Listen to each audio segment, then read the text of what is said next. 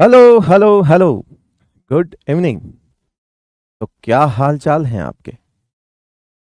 क्या मैं सुनाई दे रहा हूँ? दिखाई तो ऑब्वियसली नहीं दे रहा हूँ। वो जो दिखाई दे रहा है वो मेरा फोटो है। क्या माहौल? लटके हुए गुलाब वाला आदमी आ चुका है, उसका आना बहुत जरूरी है। दिल टूटा आशिक महफिल में आया। गाना सुन के आ रहे हो क्या? तूने दिल पे चलाई छुरियां वाला। सब लोग। नया गाना आया है आजकल। गाना पुराना है पर अभी नया आया है कुछ घंटों पहले। है। पत्थर बजाने वाला। सुन लिया क्या?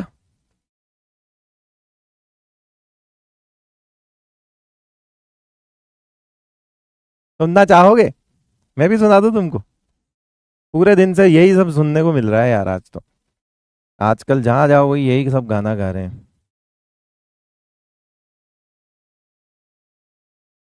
कह रहे यस सर। क्या नहीं सर, एक कह रहा नहीं नहीं रहने दो रहने दो।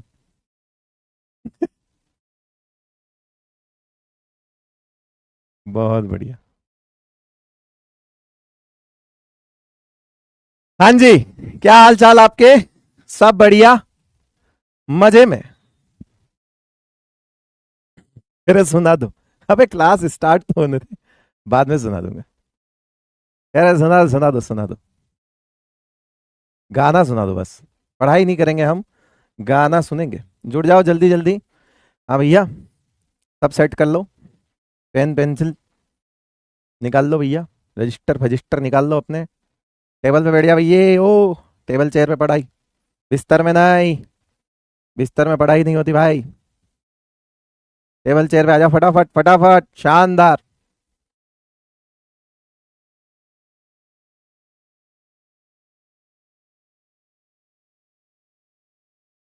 चलिए। फिर सुना दो। चलो फिर सुना ही देते। वही वाला सुना वही वाला। चलो ठीक है। दिखूंगा नहीं मैं। दिखना नहीं आता मेरे को। तुम क्या रील काट दे मेरे। Yes one two three. ये मैं पहले सोच के आया था, पता है आज ये गाना तो मैं गाऊंगा तुम्हारे सामने। क्योंकि सुबह से मुझे यही सुनने को मिल रहा है, तो अब मैं तुम्हें ही ये गाना फॉरवर्ड कर देता हूँ। आ जाओ। घर जला है मेरा, क्या बिगड़ा तेरा, तुझे तो नया यार मिल गया हो। मुबारक तुझे जला कर मुझे, तुझे तो तेरा प्यार मिल गया। तूने मिल के रकीबों संग मेरे, ओ दिल पे चलाई छुरियां, ओ दिल पे चलाई छुरियां। अब याद आ गया कौन सा गाना है? वो वाला वो वाला। वो वाला ऐसे करके वो बजाने वाला। बस वो पत्थर नहीं बजाना आते। चलो आ जाओ। आओ आओ, हो गई मजाक मस्ती हो गई, पढ़ाई कर लेते हैं। आज क्या सुबह से यही यही पता नहीं। यहाँ पे ऑफिस में भी सारे लोग यही चर्चा कर रहे थे, बजा भी रहे थे। इनका क्या है भाई? तो मुझे पता लगा कि ऐसा भी कुछ है। भयंकर ट्रेंड हो गया बताइए।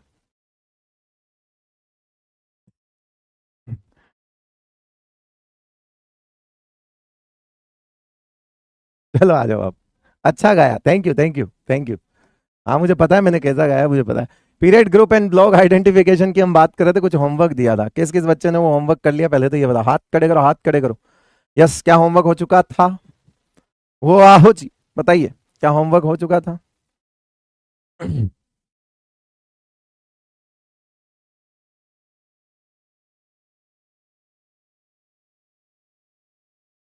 आ जाओ। आओ जी बड़े। शुरू करेंगे।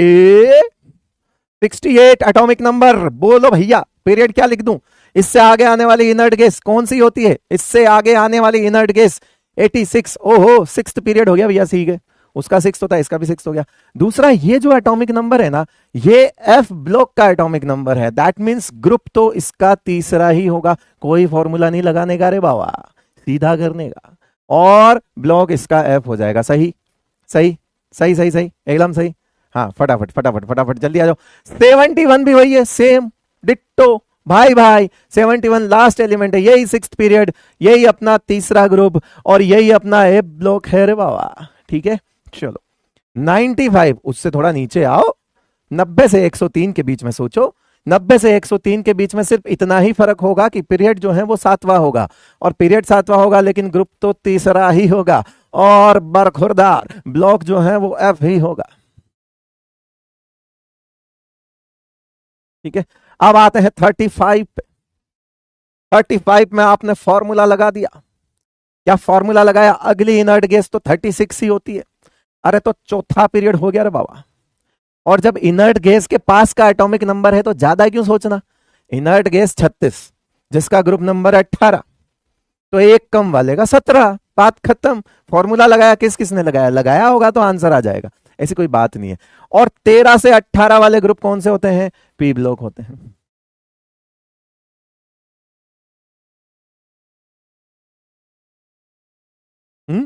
बच्चों 83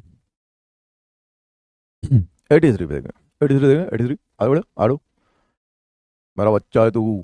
83 83 कहाँ जाएगा बे? 83 भी इनर्ट गैस के आसपास का एटॉमिक नंबर सा ही लग रहा है थोड़ा। तो इसके आगे आने वाली इनर्ट गैस 86 होती है, तो ये सिक्स्थ ग्रुप हो गया। दूसरा, अगर आप चाहो आप तो फॉर्मूला से कर सकते हो, मुझे कोई दिक्कत नहीं है, लेकिन आपने कर लिया होगा, मैं तो जस्ट एक आंसर बता रहा हूँ। 80 जो होता है ना, 80 उसका 12 नंबर ग्रुप होता है। मर्क्यूरी 12, 81 13, 82 14, 83 15, 15 आ गया। इसीलिए कहा था कॉर्नर्स याद करने का है, इसीलिए क्या बोला था? कॉर्नर्स याद करने का। अब अटक जाओ, फॉर्मूला लगाओ, कोई दिक्कत नहीं है। आ जाओ फिर, ब्लॉक पी कर दो, पी कर दो। अरे पी ब्लॉक वो नहीं जो तुम सोच रहे हो, वो तो छोटे बच्चे को बोलते हैं। 56, 56 क्या है? 54 एटॉमिक नंबर, इसके आगे आने वाली तो खैर 86 है, लेकिन 54 खत्म हुआ होगा। मैंने कहा था ना इनर्ट गैस के आगे के दो नंबर एस ब्लॉक होते हैं, तो पांचवें पीरियड में इनर्ट गैस खत्म हुई थी 54। अब उसका पहला 55 ये दूसरा नंबर आया होगा, और इसका ब्लॉक क्या होगा बेटा? एस ब्लॉक होगा। 4 2 एस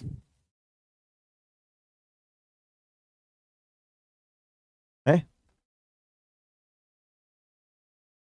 चले आगे 25 नंबर।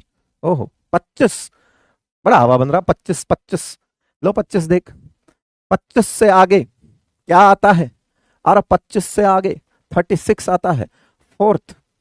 और इतने छोटे एटॉमिक नंबर पे तो दिमाग लगाना नहीं चाहिए बेसिकली, लेकिन फिर भी अगर आप चाहो तो स्कैंडियम जो है ना वो 21 है। स्कैंडियम कौन सा है बेटा? 21 है। मैंने कहा ना कॉर्नर्स याद करने, स्कैंडियम 21 है। तो साइंस तेरी वाह करे मानव, 21 22 23 24 25 हो गया। तो ग्रुप नंबर किसका होगा? 3 4 5 6 7, या सातवां ग्रुप आएगा। आपने फॉर्मूला लगाया होगा, मैं जस्ट आपको बता रहा हूं कि स्कैंडियम से तीसरा ग्रुप स्टार्ट होता है। स्कैंडियम जो है वो थर्ड ग्रुप में होता है, आप काउंट करके निकाल सकते हो। साइंस तेरी वाह करे मानव, मैंगनीज है ये बेसिकली। क्या है ये? मैंगनीज है। तो ये क्या हो जाएगा बेटा? डी ब्लॉक हो जाएगा ना? हो जाएगा, हो जाएगा भैया। 109, 109 बताओ। 109, 104 से लेके 104 से लेके 118 तक का पीरियड सातवां ही होता है, और ग्रुप नंबर लास्ट की 2 डिजिट होता है, 0 9, और 9 जो है वो डी ब्लॉक में ही आएगा। फिर ये भी सातवां पीरियड है, लास्ट की 2 डिजिट क्या होती है? 11, ये भी डी ब्लॉक का हो गया रे बाबा।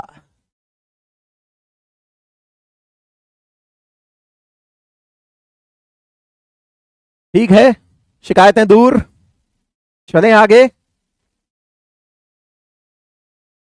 चलिए चलिए चलिए चलिए, आओ आओ आओ सैया। चलो नेक्स्ट है when electronic configuration is given, case 2, जिसको हमने कल छोड़ दिया था।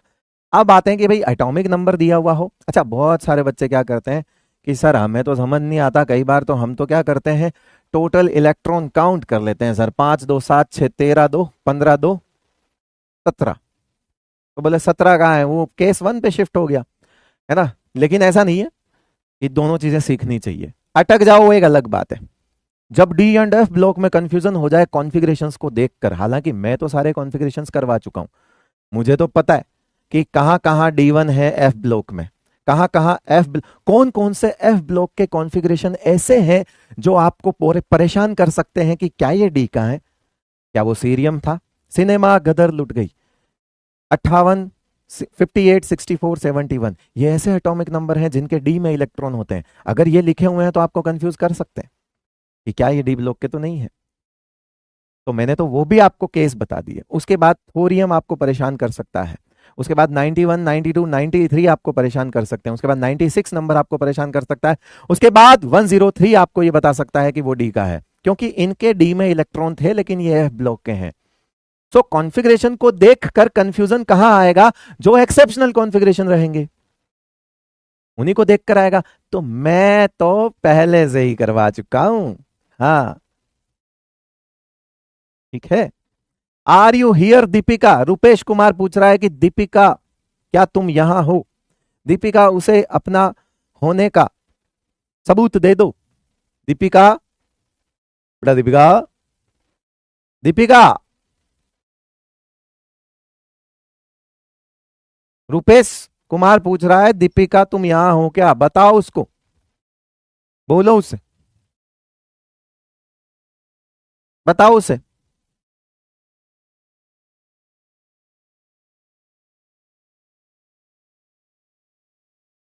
क्या करोगे रुपेश कुमार जान के, हैं? दीपिका यहां हो भी गई तो क्या करेगा तू, बात करेगा?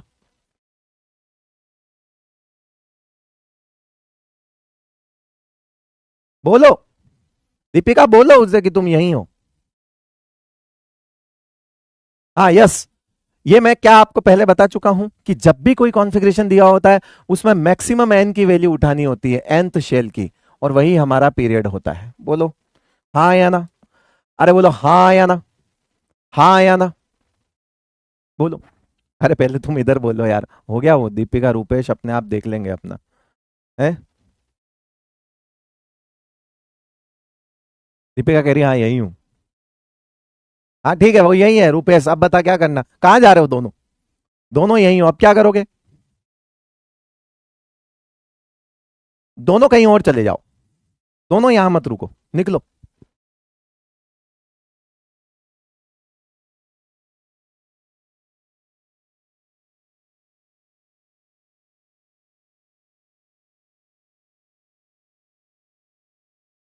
चलो।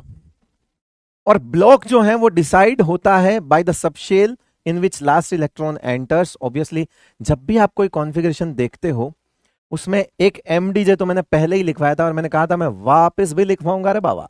क्या है कि अगर if N P electrons are present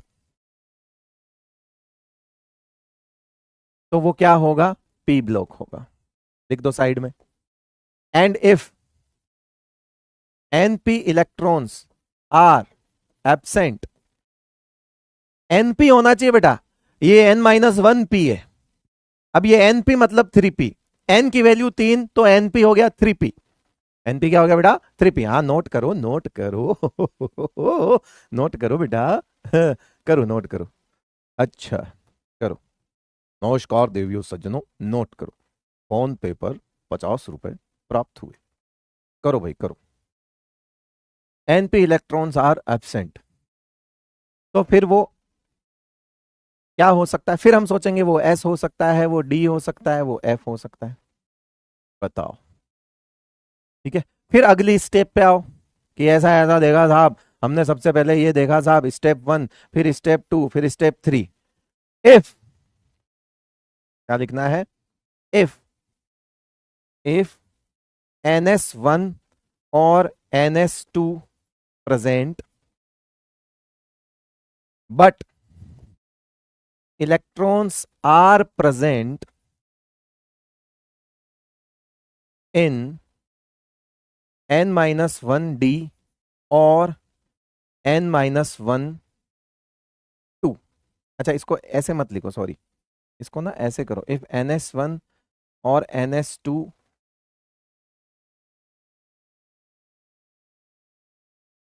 present and N-1 D and N-2 are empty, खाली है, नहीं है उनमें electron.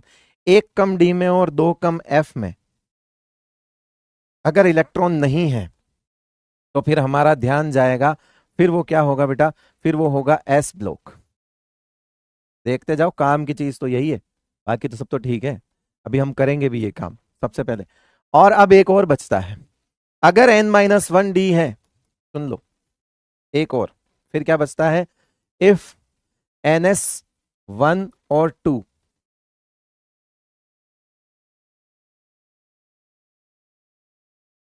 if NS1 or 2 present and electrons are present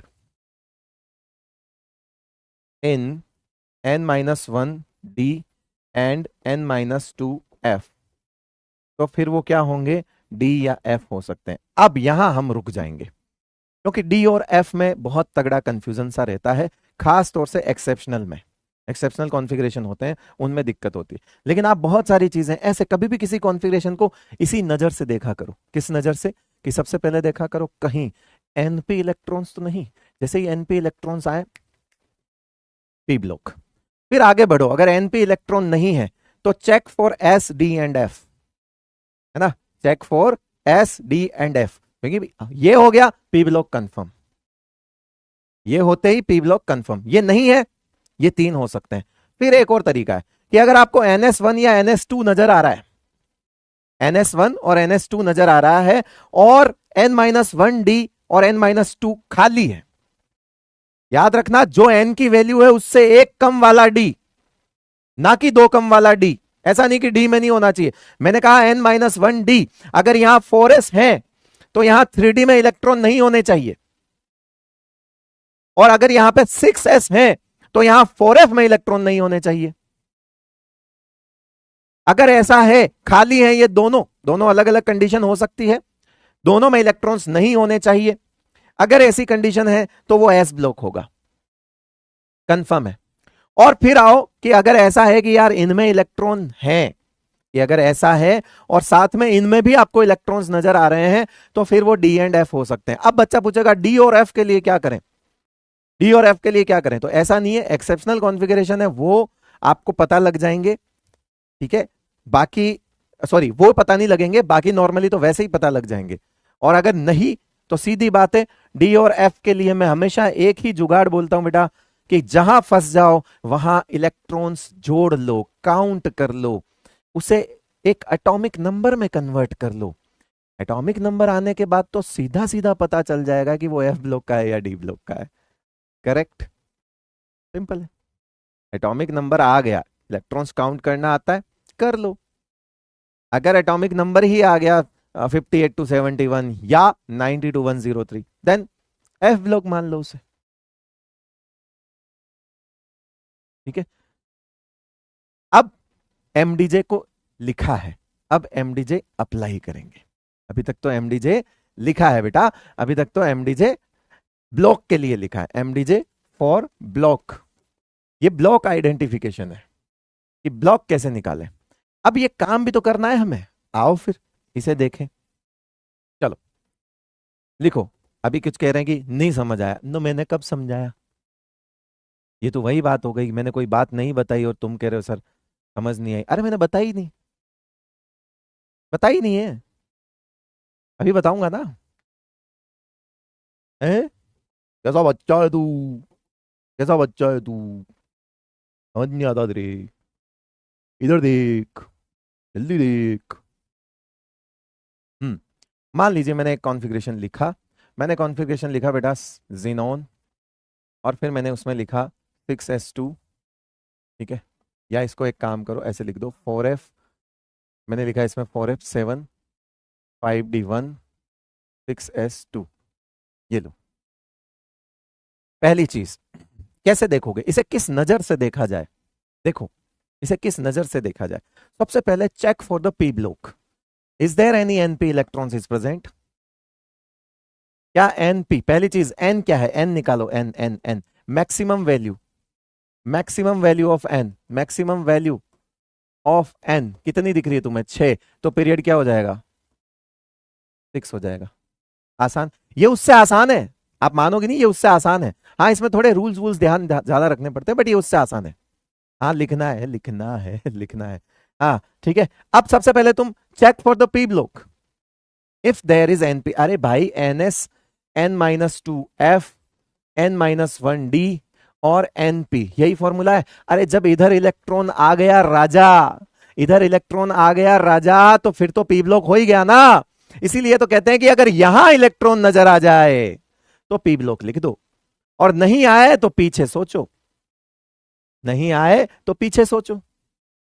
उसके बाद, उसके बाद, उसके बाद एनएस हमने क्यों लिखा कि एनएस में इलेक्ट्रॉन हो, अगर उसके बाद अगर एन माइनस टू एफ में भी हो, और उसके बाद अगर एन माइनस वन डी में भी हो, अगर इनमें इलेक्ट्रॉन हो तो उसे एस ब्लॉक नहीं कहा जाएगा। क्यों लिखा? सारी कहानी तो उस फॉर्मूले पे। तुम्हें क्या लगता है एमडीजे क्या है? एमडीजे भैया कॉन्सेप्ट है, एमडीजे ट्रिक नहीं है, एमडीजे कॉन्सेप्ट है। ये कॉन्सेप्ट यहां से चला है कि हमारे पास एक फॉर्मूला हुआ करता था, अगर यहां इलेक्ट्रॉन आ गया तो पी ब्लॉक, और अगर यहां नहीं है तो अब बचते हैं तीन। तीन में देखो, हो सकता हो इनमें हो। अब तीन कंडीशन बचेगी, इसमें इलेक्ट्रॉन होगा और साथ में इसमें होगा तो एस ब्लॉक नहीं होगा, इसमें इलेक्ट्रॉन होगा और साथ में इसमें भी होगा तो भी F block, sorry S block नहीं होगा। इन दोनों में इलेक्ट्रॉन होगा और साथ में इसमें होगा तो भी एस ब्लॉक नहीं होगा। एस ब्लॉक तभी होगा जब एनएस में 1 और 2 हो और ये दोनों जीरो हो, ये भी जीरो हो, ये भी जीरो हो। यहां तक पहुंचोगे ही नहीं तभी तो एस ब्लॉक बोलोगे।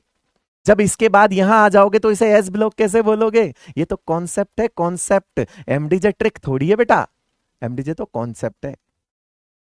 समझे बात को? समझे बात को? आप ये देखो, कोई भी आपका कॉन्फ़िगरेशन इसी फॉर्मेट में लिखा होता है, राइट? इस कोई भी कॉन्फ़िगरेशन उठा लो इसी फॉर्मेट में होता है। उस फॉर्म उसमें हमेशा एस पी पी जरूर होता है। अब छोटे पीरियड्स में तो दिक्कत आती ही नहीं है क्योंकि बीच में ये होते ही नहीं है। तीसरे पीरियड तक तो दिक्कत ही नहीं है, दूसरा पीरियड एस पी ही होता है। तो एस में होगा तो एस बोल दो, पी है तो पी बोल दो। तीसरे पीरियड में भी दिक्कत नहीं आती, एस पी ही होता है तीसरे पीरियड का सीक्वेंस भी। एस है तो एस बोल दो, पी है तो पी बोल दो। लेकिन चौथे पीरियड में दिक्कत है। चौथे पीरियड में जैसे ही तुम बोलते हो कि 4s, उसके बाद 3d, उसके बाद 4p, अरे भाई जब यहां पे 2 इलेक्ट्रॉन, यहां पे 10 इलेक्ट्रॉन और यहां पे 3 दिख जाए तो बोल दिया पी ब्लॉक, और यहां नहीं है, यहां नहीं है तो बोल दिया, क्या मैं इसे एस ब्लॉक बोलूं? नहीं, अरे इसमें इलेक्ट्रॉन दिख रहा है इसका मतलब ये डी ब्लॉक, अगर ये नहीं है तो फिर एस ब्लॉक। यही तो लिखा है हमने, यही तो लिखा है। हमने लिखा क्या है? यही तो लिखा है। हमने यही लिखा बेटा कि सबसे पहले check for the NP electrons, if NP electrons are present P block. यहां तभी आ सकते हैं जब पी ब्लॉक में, पी ब्लॉक का मतलब यही कि एनपी में इलेक्ट्रॉन्स भरे जाएं। कॉन्फ़िगरेशन की सबसे, कॉन्फ़िगरेशन का सबसे आखिरी पड़ाव होता है एनपी। कॉन्फ़िगरेशन का सबसे आखिरी पड़ाव होता है एनपी। इसमें इलेक्ट्रॉन मतलब पी ब्लॉक, इसमें नहीं डी एफ एस हो सकते हैं। अगर इन दोनों में नहीं और सिर्फ एस तो एस ब्लॉक, लेकिन एस के साथ इन दोनों में है तो डी और एफ हो सकते हैं। क्लियर है? अब बताओ ट्रिक था या कॉन्सेप्ट था? आ जाओ, आ जाओ, आ जाओ, आ जाओ। अरे भैया क्या बोले तुमको, मैटर भले ही चोरी कर लिया लोगों ने, लेकिन जो मैटर यहां होता है एमडी जैसे, वो कैसे चोरी करेंगे? ठीक है, आओ। वो कहते हैं ना बेटा कि कहानी चुराई जा सकती है, अदाकारी नहीं। आओ,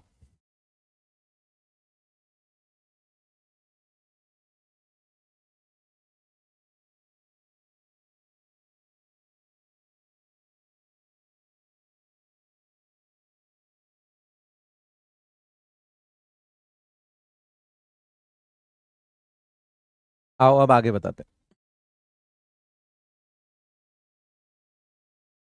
अभी सब में रिपीट होता रहेगा, मैं अभी इन एग्जाम्पल से समझाऊंगा। अब मैं यहां पे इसको डिटेल में, इतना डिटेल में आपको नहीं करना है, आपको सोचना है, मैं तो खाली स्टेप लिख रहा हूं। NP, NP electrons are absent, ठीक है, इसमें पता चला। तो डेफिनेटली ये पी ब्लॉक तो नहीं है। क्या ये पी ब्लॉक है? नहीं है। क्या ये हो सकता है? एस, डी और एफ हो सकता है। चेक करते हैं क्या है। फिर हमने चेक किया तो हमने देखा कि ये तो हमारा एन है, nth शेल है, ये हमारा n-1d है और ये हमारा n-2f है। अब हमारे रूल आ गए, रूल आ गए कि ns इलेक्ट्रॉन्स आर प्रेजेंट। हमेशा याद रखना, सिर्फ ns इलेक्ट्रॉन्स आर प्रेजेंट लिख के उसे एस ब्लॉक मत बोल देना। बिकॉज n-1d एंड n-2f में इलेक्ट्रॉन्स हैं, तो ये एस ब्लॉक नहीं हुआ। अब ये क्या हो सकता है? ये डी हो सकता है या एफ हो सकता है। अब जिन बच्चों को पता है कि एफ अगर आधा अधूरा दिख जाए ना, देखो F0 कंफ्यूज कर सकता है, F14 कंफ्यूज कर सकता है। आधे अधूरे एफ में तो हमेशा ध्यान रखना बेटा, आधे अधूरा एफ दिख जाए ना तो वो डेफिनेटली एफ ब्लॉक ही होगा। तो ये निकल के आया आपका एफ ब्लॉक। क्या निकल के आया? ये एफ ब्लॉक। चाहो जिसको समझ नहीं आया वो जोड़ लो। ये 54 है बेटा, 54 में 7 जोड़ दे, 54 में 8 जोड़ दे, 54 में, है ना, ये सारे जोड़ दे तो ये 54 और 2 कितने हो गए? 56। तो ये कितना हो रहा है? ये मेरे ख्याल से 64 हो रहा है, ये 64 हो रहा है। और 64 एटॉमिक नंबर खुद ही बोल देता है कि मैं तो एफ ब्लॉक हूं। अब जब एफ ब्लॉक है तो क्या ग्रुप निकालने की जरूरत है? नहीं, तीसरा ही होता है।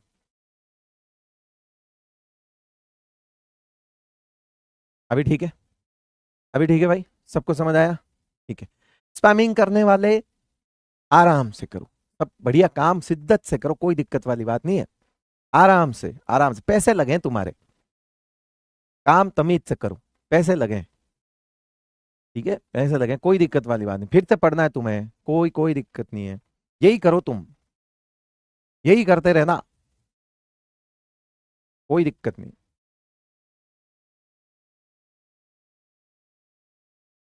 चलो और कर ये नोट करो फटाफट। ये नोट कर लिया था आपने? क्योंकि अभी तो हमने एफ ब्लॉक का लिया है ना, इसलिए ऑलवेज थर्ड ग्रुप। बट अगर बेटा एस ब्लॉक आ जाए तो ग्रुप नंबर कितना होता है, पी ब्लॉक आ जाए तो ग्रुप नंबर कितना होता है, और डी ब्लॉक आ जाए तो ग्रुप नंबर कैसे निकालते हैं, ये नोट जरूर कर लेना। मेरे ख्याल से कर लिया होगा आपने। ग्रुप नंबर निकालने का कुछ तरीका है यहाँ पे। तो पहले इसमें पता है, पहले पीरियड नंबर निकालते हैं, फिर ब्लॉक निकालते हैं, है ना, चेक फॉर द ब्लॉक, और जब जो ब्लॉक आया उसके अकॉर्डिंग ग्रुप नंबर ऐसे निकलते हैं। आ जाओ।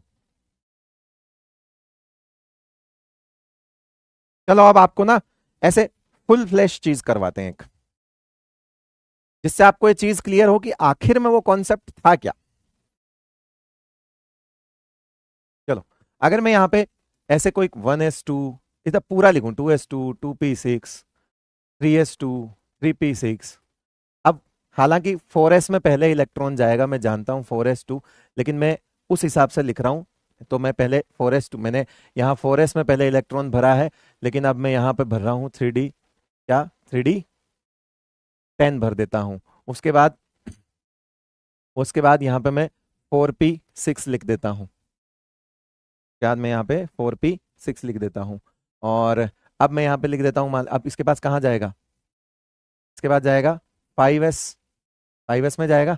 अब 5s में जाएगा पहले, उसके बाद कहाँ जाएगा? 4d में। उसके बाद कहाँ जाएगा बेटा? 4d में। तो मैं यहाँ 5s लिख देता हूँ, 5s2, और उसके बाद मैं लिख देता हूँ 4d10। क्लियर है? अब सुनो, इसे मैं रिवर्स कर रहा हूं कि 4 नंबर है ना, तो मुझे पता है सीक्वेंस तो यही है, बट मैं इसे क्या कर रहा हूं, 4d10 यहां लिख के 5s2 यहां लिख रहा हूं, चीजें क्लियर हो जाएं ताकि मुझे मेंशन करने में दिक्कत नहीं हो।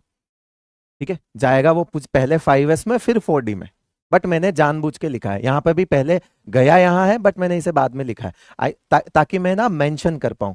अब मैंने यहां मेंशन किया, मैंने यहां पे देखा ये मेरी nth शेल है, ये मेरी nth शेल है, ठीक है, nth शेल है, ये लो लिख लिया इसमें nth शेल है। अब nth शेल है तो ऑब्वियसली क्या पहली चीज तो np इलेक्ट्रॉन्स तो नहीं है, इसका मतलब p ब्लॉक तो नहीं है, लेकिन ns इलेक्ट्रॉन्स हैं, तो क्या s ब्लॉक लिख दूं क्या? अब ये तो चेक करना पड़ेगा। अगर ns इलेक्ट्रॉन है और n-1, देखो ये आपकी पूरी n-1 शेल है और इसके अंदर ये आपका n-1d है कि नहीं है, और क्या आपको इसमें इलेक्ट्रॉन दिख रहे हैं कि नहीं दिख रहे हैं? दिख रहे हैं। एफ के लिए तो हम जाएंगे ही नहीं क्योंकि एफ अभी तक आया नहीं, एफ के लिए हम जाएंगे ही नहीं यहां पे। तो हमारा यहां सीधा सीधा क्या हम इसे एस ब्लॉक बोल दें? तो आंसर है नहीं। पूछो क्यों? बिकॉज n-1d में इलेक्ट्रॉन्स हैं, n-1d में इलेक्ट्रॉन्स हैं।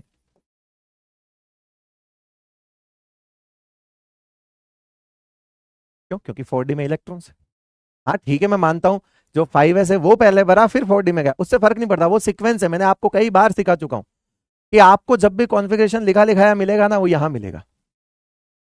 अब इस हिसाब से मैं इसे क्या बोलूं? मैं इसे पी ब्लॉक नहीं बोल सकता। अच्छा, इसका पीरियड कौन सा होगा? कौन बताएगा पीरियड?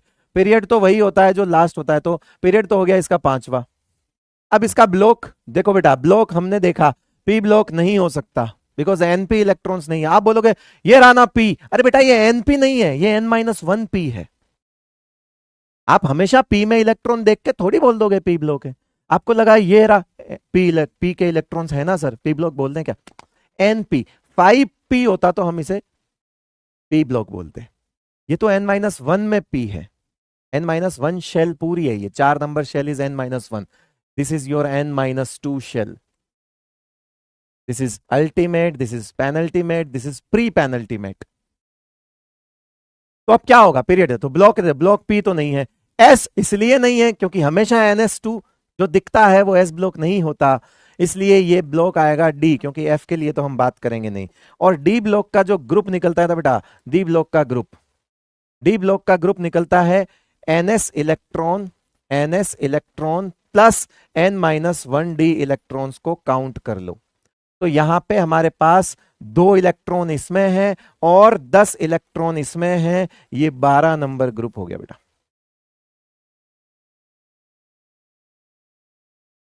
और अगर आप डायरेक्ट देख सकते हो, सोच सकते हो तो बहुत अच्छी बात है, आपको फॉर्मूले की जरूरत नहीं पड़े तो बहुत अच्छी बात है। युवराज सिंह ने तन्नू को बोल दिया आई लव यू, लो हटाओ।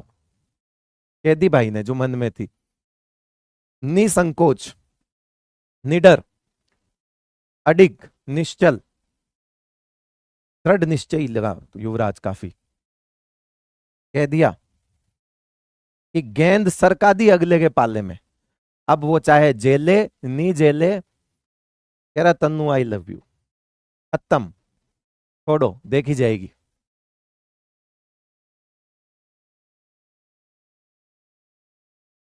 समेट दो।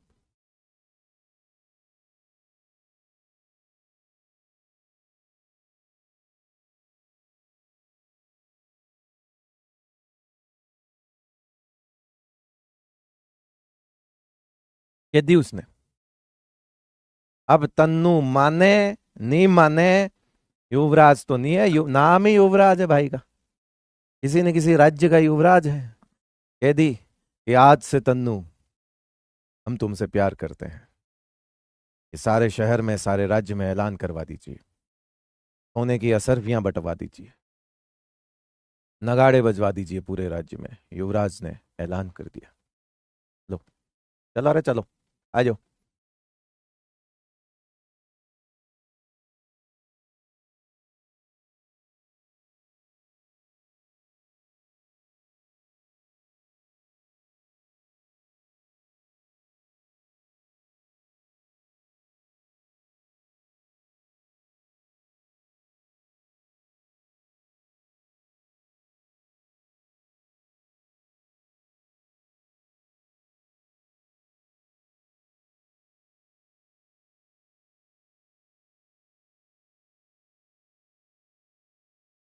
नोट कर लिया बेटा?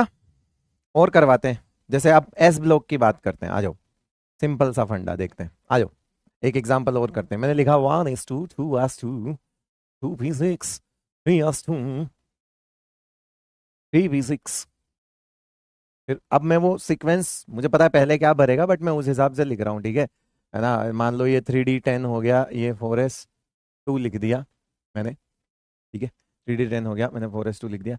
या यूं कहूं कि पहले मैं यहाँ 4s2 ही लिख दूं, अब मैंने एस ब्लॉक करवाना है ना, तो ये ले भाई, ले भाई, ले।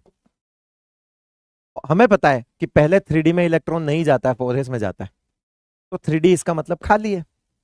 ऐसे होता है ना, ये लिखा, मैं बता देता हूँ, होता भले ही यहाँ है, लेकिन पहले इलेक्ट्रॉन तो यहीं जाता है, फिर इसमें जाना शुरू होते हैं। सीक्वेंस तो यही कहती है, एस डी पी, तो 4s3d 4p।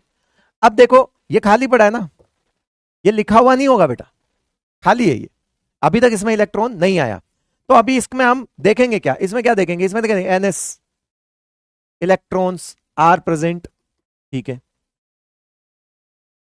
क्या n-1d में इलेक्ट्रॉन दिख रहा है? क्या n-1d में इलेक्ट्रॉन दिख रहा है? नहीं। ये रहा आपका n-1d, n-1d, और ये क्या है, खाली है, एम्प्टी, एम्प्टीनेस, हाँ खाली। तो अगर ns इलेक्ट्रॉन प्रेजेंट है तो क्या इसे मैं अब s ब्लॉक बोल दूं, लेकिन मैं इन दोनों बातों को ध्यान में रखते हुए बोलूंगा कि यस, अब हम इसे s ब्लॉक बोल सकते हैं, अब हम इसे एस ब्लॉक बोल सकते हैं, क्योंकि उसमें इलेक्ट्रॉन नहीं है, मैं देख लिया भाई, हाँ खाली है, हाँ तो नहीं नहीं बोलेंगे, ठीक है, हम इसे डी ब्लॉक का नहीं बोलेंगे। जैसे ही आप देखोगे, और बहुत सारे बच्चे मुझे पता है अभी भी काउंट करके ना एटॉमिक नंबर निकाल लेते हैं, बट ठीक है बेटा, कोई बात नहीं। एनपी इलेक्ट्रॉन प्रेजेंट नहीं था इसमें, तो पीरियड कौन सा हो गया इसका, पीरियड कौन सा हो गया इसका, पीरियड हो गया बेटा फोर्थ। ब्लॉक अभी निकाला बेटा कौन सा, एस। और एस ब्लॉक का ग्रुप कैसे निकलता है, पहली चीज तो दो ही इलेक्ट्रॉन हो सकते हैं एस में, दो ही ग्रुप होते हैं एस में। जब ये एक होता है तो पहला ग्रुप, जब ये दो होता है तो दूसरा ग्रुप। इसका मतलब ब्लॉक ऐसे निकलता है, ब्लॉक होता है, ब्लॉक बराबर होता है एनएस इलेक्ट्रॉन्स। तो इसमें कितने हैं, दो इलेक्ट्रॉन्स हैं, तो ये दूसरा ग्रुप हो गया बेटा, सॉरी ब्लॉक नहीं, group, sorry group, sorry sorry sorry, group बराबर होता है, group is equal to the NS, number of NS electron. तो यहाँ पे दो है तो दूसरा ग्रुप हो गया। सर नोट करना, हाँ करना है ना बेटा, करना है, नोट करना है, लिखना है, पढ़ना है, एक दिन सेलेक्ट होना है, डॉक्टर बनना है, हैं? कैंची नहीं भूलनी है पेट में।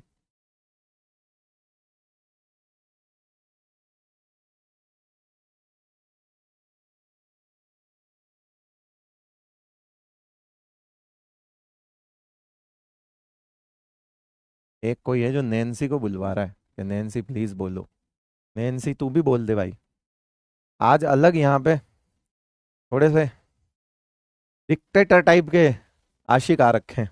नैन्सी बोलो, दीपिका यहाँ होगी नहीं बताओ। युवराज ने तो सीधा ही फेंक के मार दिया प्रपोजल, कह रहा हटाओ, एक तरफा हो रहा हो तो, ठीक है भाई। ये खुद से प्रैक्टिस भी करनी है, जितने कॉन्फ़िगरेशंस तुम देखते हो उनके लिए, सबके लिए सोचो, आराम से बढ़िया हो जाएगा, ठीक है। आओ करें फिर इसे और करें, इसी को आगे बढ़ा के कर सकते हैं। एस ब्लॉक हो गया, पी ब्लॉक तो हो ही गया मेरे ख्याल से, पी ब्लॉक, पी ब्लॉक नहीं हुआ, एस ब्लॉक हो गया, एफ ब्लॉक हो गया, डी ब्लॉक हो गया। पी ब्लॉक का तो यही एग्जांपल दिख ही रहा है, ये एन पी ब्लॉक के लिए सिंपल, किसी भी कॉन्फ़िगरेशन को देखो, एनपी इलेक्ट्रॉन्स हैं पी ब्लॉक। और पी ब्लॉक का ग्रुप कैसे निकलता है, पी ब्लॉक का ग्रुप निकलता है जितने एनपी इलेक्ट्रॉन्स हो उसमें 12 जोड़ दो, जितने एनपी इलेक्ट्रॉन्स हो उसमें 12 जोड़ दो। जैसे इसमें एनपी इलेक्ट्रॉन्स कितने हैं, 5, तो इसमें 12 जोड़ दो, 12 5 कितना हो गया, 17, तो इसका ग्रुप नंबर हो गया 17, 17 17। मैं आपको करवा देता हूँ, लो आ जाओ, एक एग्जाम्पल करवा देता हूँ।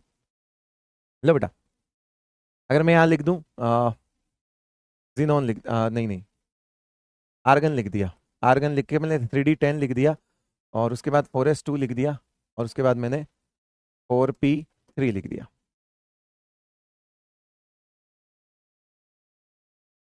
ठीक है। पहला इलेक्ट्रॉन यहीं गया, जब तक इलेक्ट्रॉन यहां गया वो एस ब्लॉक का था, जैसे ही इसमें घुस गया फिर वो डी का हो गया, फिर इसमें आ गया फिर वो पी का हो गया। अरे तो सारा खेल ही ऐसा है, तुम तो सीक्वेंस पे ध्यान दो ना यार।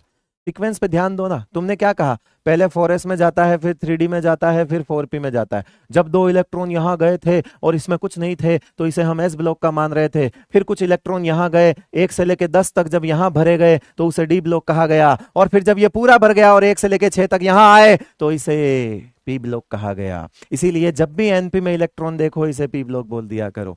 मैंने कुछ ऐसा बड़ी चीज नहीं बताई है बेटा। मैं आज भी इस 5वें लेक्चर में भी मैं खड़ा हूं और इस 5वें लेक्चर में भी जो तुमने रट रखा है SDP, मैं आज भी उसको समझा रहा हूं।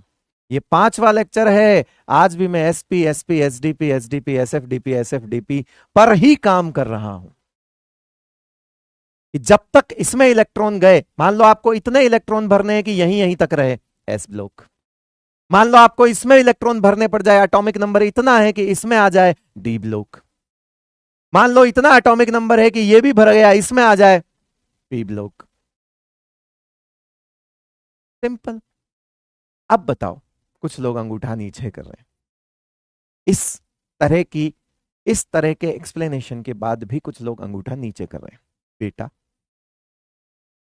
मुझे पता है जीवन में सारा काम तुम नीचे का ही करोगे, ठीक है, कोई बात नहीं। थोड़ा ऊपर भी देखा करो लाइफ में, अंगूठा ऊपर भी किया करो।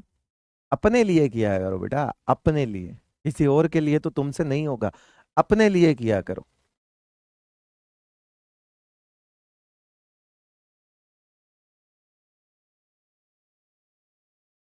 यस। तो अब हम देखो, इसमें एनपी इलेक्ट्रॉन्स दिख रहे हैं, सीधी बात है। क्यों? क्योंकि पीरियड तो इसका फोर्थ हो ही गया, तो ये तो पी ब्लॉक ही हो गया, बात सीधी खत्म, tata bye bye. P block. P block का ग्रुप कैसे निकालते हैं? पी ब्लॉक का ग्रुप कैसे निकालते हैं? 12 प्लस एनपी इलेक्ट्रॉन। अच्छा, ऐसा क्यों करते हैं 12 प्लस एनपी इलेक्ट्रॉन्स? कोई समझा सकता है मुझे? क्या है ये फॉर्मूला, क्यों लिखा है ऐसा 12 प्लस एनपी इलेक्ट्रॉन्स क्यों लिखा? कोई समझा सकता है मुझे क्यों बनाया गया ये फॉर्मूला? अपनी पीरियोडिक टेबल में डी ब्लॉक कहां, कौन से ग्रुप पे खत्म हो रहा है? देखो, यहां डी ब्लॉक खत्म हो रहा है जहां 12वां ग्रुप है, ऐसे देखो। और फिर यहां पे यहां से ग्रुप शुरू हो रहा है इस तरह से। देखो, 12वां ग्रुप यहां होगा, है? अरे सबके पीरियोडिक टेबल में 12वां ग्रुप यही है। यहां डी ब्लॉक खत्म हो रहा है। अब अगर कोई ऐसा एलिमेंट जो 13वें ग्रुप का हो, और हमने इसके लिए लिखा था कि ये NP1 होगा, और कोई ऐसा हो जो 14th ग्रुप का हो, हमने इसके लिए लास्ट में NP2 लिखा था। बोल, लिखा था कि नहीं लिखा था? कोई ऐसा हो जो 15 हो और हमने उसके लिए NP3 लिखा था कि नहीं लिखा था? कोई ऐसा हो जो 16वां ग्रुप हो, उसके लिए हमने NP4 लिखा था कि नहीं लिखा था? फिर यहां पे ये 17, इसके लिए हमने NP5 लिखा था कि नहीं लिखा था? और ये 18 NP6 लिखा था कि नहीं लिखा था? सही सही बताना। एक हीलियम छोड़ देना इसमें, लिखा था। तो मैं कह रहा हूं 12 में एक जोड़ू तो 13, तो आ गया ना ग्रुप नंबर। 12 में एक जोड़ू तो 13 नंबर ग्रुप, 12 में दो जोड़ू तो 14 नंबर ग्रुप, 12 में तीन जोड़ू तो 15 नंबर ग्रुप, 12 में चार जोड़ू तो 16 नंबर ग्रुप, 12 में पांच जोड़ू तो 17 नंबर ग्रुप, 12 में छह जोड़ू तो 18 नंबर ग्रुप। यानी 12 में एन पे इलेक्ट्रॉन जोड़ दूं, ग्रुप नंबर आ गया। 12 में ये अब देखो, बहुत छोटे छोटे फॉर्मूले हैं, लेकिन बच्चे, क्यों मैं तुझे छोटे छोटे फॉर्मूले आखिरी वक्त पे दिमाग पे लोड डालूं? आज तू अगर मेरी समझाई हुई इस बात को नहीं समझता तो क्या ये तू फॉर्मूला रट के जाता? यस। लेकिन तूने समझा कि यार ये 12 प्लस एनपी इलेक्ट्रॉन क्यों लिख रखा है यार?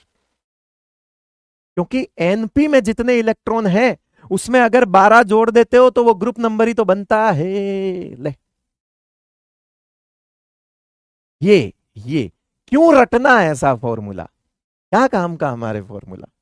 ठीक है, लो। तो 12 प्लस एनपी इलेक्ट्रॉन्स इसके अकॉर्डिंग कितने हो गए बेटा? 12 प्लस 3 बोले कितने? 15 नंबर ग्रुप हो गया बेटा।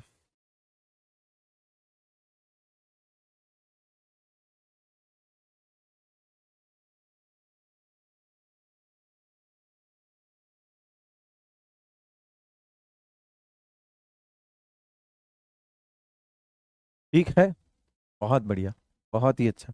एक अलग वॉर चल रहा है अंगूठा नीचे करने वालों का और ऊंचा करने वालों को। जीतो फिर, कौन जीतता है देखते हैं। आओ, अगला 1 मिनट जीत के दिखाओ। करो,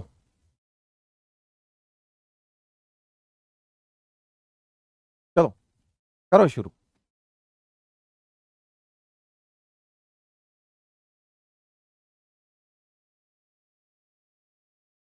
करो करो।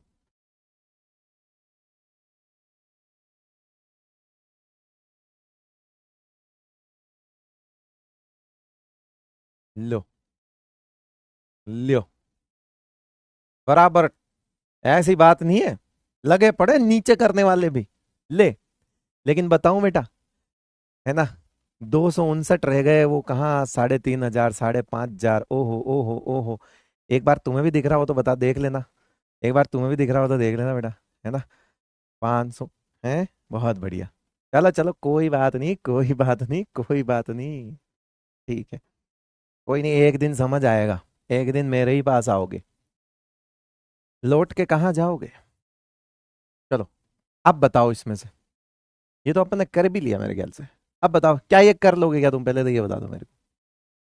क्या तुम ये कर लोगे क्या? क्या मैं इस पे होमवर्क छोड़ के जा सकता हूँ क्या? क्या मैं इतनी रिस्क ले सकता हूँ? ले सकता हूँ, कोई दिक्कत नहीं है, क्योंकि मैं अगली बार में क्लियर कर लूंगा। ठीक है, ओके। कल का लेक्चर आपको मे भी लाइव ना मिले, रिकॉर्डेड मिल जाए। ठीक है, कल का लेक्चर, क्योंकि जो आपकी लाइव क्लास का टाइम है उस टाइम पे मुझे कुछ अर्जेंट काम है, तो इस वजह से। हाँ, परसों वाला लाइव ही रहेगा, तो कल वाला लेक्चर आपको रिकॉर्डेड फॉर्म में मिल जाएगा। ठीक है, कभी कभी इतना फेवर चाहिए होता है आपका, ऐसा नहीं मैं हमेशा दूंगा।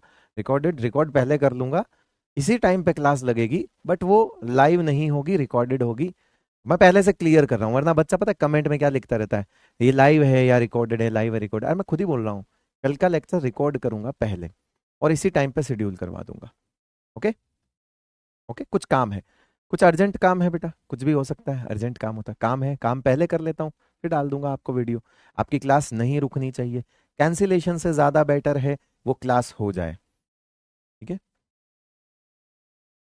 Okay, very good, very good. आइए, अब ये एक छोटा सा टॉपिक है ना, छोटा सा टॉपिक है। पता नहीं, इस टॉपिक को देख के मुझे एक एक मैडम याद आती है यूट्यूब पे, पता नहीं गलत गलत पढ़ा रही थी। मैंने कहा अरे बता यार, कैसे कैसे लोग हैं। हुआ क्या, इनिशियली मैं बताता हूं, जब एटॉमिक नंबर 100 से ज्यादा के एलिमेंट्स डिस्कवर किए गए, 101, 102, 103, इस तरह के एलिमेंट्स डिस्कवर किए गए, तो क्या हुआ कि एक साथ, ये एनसीईआरटी में लिखी हुई है, मैं अपनी मन से कहानी नहीं सुना रहा, एक साथ बहुत सारी जगहों पर रिसर्च हो रही थी, बहुत सारी जगहों पे एलिमेंट्स नए नए खोजे जा रहे थे, है ना। वर्ल्ड में बहुत सारी कंट्रीज में जो है वो ऐसी ऐसी चीजें खोजी जा रही थी। अब सोचो कि 103 नंबर का इन्वेंशन हुआ, लेट सपोज 104 का हुआ, 105 का हुआ, मान लेते हैं 105 का डिस्कवरी हुई, 105 नंबर एटॉमिक नंबर की डिस्कवरी हुई। अब वो 105 नंबर पे हक जताने के लिए चार लोग आ गए, अलग अलग देश से चार साइंटिस्ट आ गए कि मैंने पहले खोजा, मैंने पहले खोजा, मेरा नाम ये, मेरे नाम पे नाम रखो इसका, मेरे गांव का नाम ये, मेरे गांव के नाम पे इसका नाम रखो। एक आया बोला मेरे पोते के नाम पे इसका नाम रखो। एक आया कह रहा है मेरे दादाजी के नाम पे इसका नाम रखो। एक कह रहा मेरे गांव में कुआं है, उस कुएं के नाम पे रखो, तालाब है, तालाब के नाम पे रखो, इसके नाम पे रखो। ऐसी ऐसी चीजें होने लगी, सारे लोग आ गए अपना अपना दावा, क्योंकि एक साथ बहुत सी जगह पे ये चीजें होने लगी। अब आईयूपीएससी का दिमाग खराब हो गया, आईयूपीएससी बोला अरे यार ये सब क्या है, ये कैसे करें, मैनेज नहीं हो रही चीजें। तो इनको बोला कि वो सब बाद में चेक होगा, बैठो सर, साइड में बैठो, साइड में बैठो सब, सबको साइड में बिठाया। बोले इस पे पुख्ता जांच होगी, कमेटी बिठाई जाएगी, और जिसने सबसे पहले खोजा होगा फाइनल नाम उसी को दिया जाएगा, वोट करवाएंगे। अभी कोई नहीं बोलेगा दादा के नाम पे, पोते के नाम पे, तालाब के नाम पे, गांव के नाम पे, बैठ जाओ इधर, सब बैठ जाओ। एक बोला पत्नी के नाम पे, नहीं बैठ जाओ इधर, बैठ जाओ इधर, बिठा दिया सबको, सब बैठ के। उसे लगा पत्नी के नाम से हो जाए कुछ पता, नहीं, लेकिन ज्यादा चिढ़ गया उल्टा सामने वाला, बैठ जाओ उधर।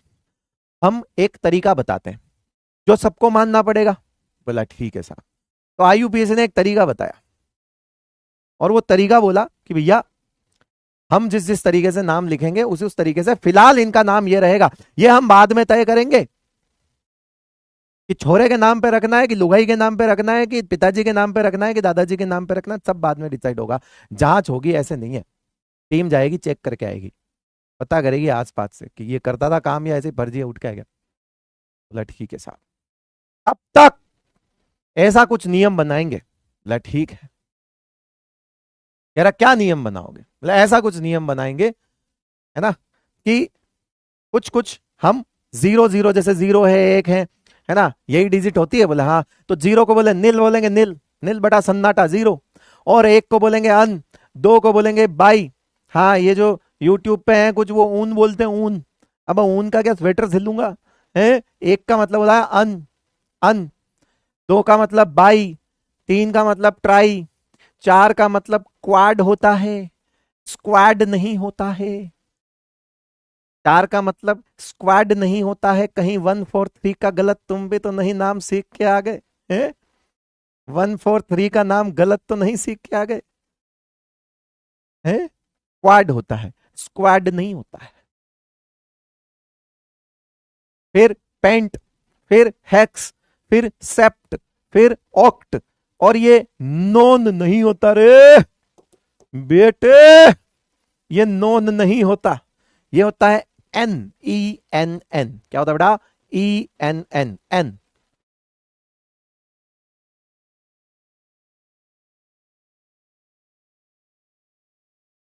ठीक है। तो आप मान लो, और इसमें क्या होता है? Use suffix. सफिक्स पता है?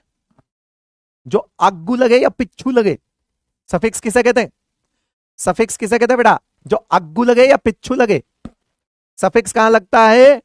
हाँ, प्रीफिक्स में तो पहले ही प्री होता है ना, तो उससे पता लग जाता है। सफिक्स कहां लगता है? पिच्छू। कहां लगता है बेटा? पिच्छू।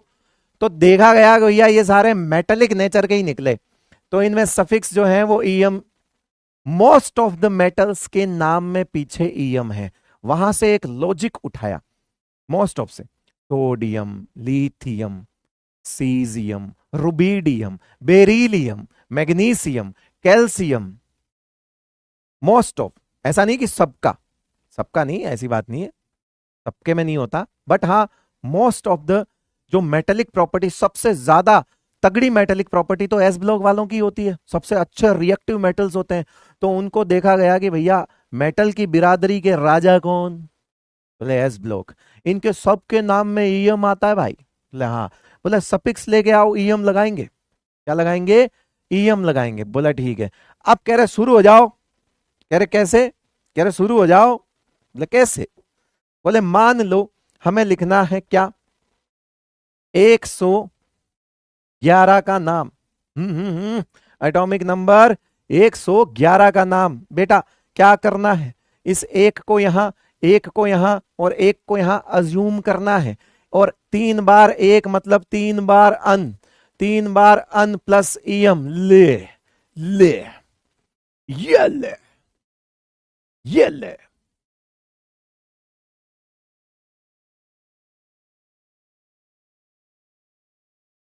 अभिषेक की याद आ रही किसी को? अभिषेक, अभिषेक, अभिषेक पी रहा है, रहने दे अभी। लो, अब इसको क्या बोलूंगा? अन, अन, अनियम। बोले कुछ नहीं, इसको जोड़ दो, इसको जोड़ दो, और आगे ईएम लगा दो। अन, अन, अनियम है। क्या हो गया? कह रहा अन, अन, अनियम। खानी है, बंगाली मिठाई है। अन, अन, अनियम बंगाली मिठाई नहीं है बेटा, नाम है। ठीक है। अब उसके बाद अगर अगर अगर अगर मान लो मुझे 105 का नाम लिखना है, कैसे लिखोगे जल्दी बताओ?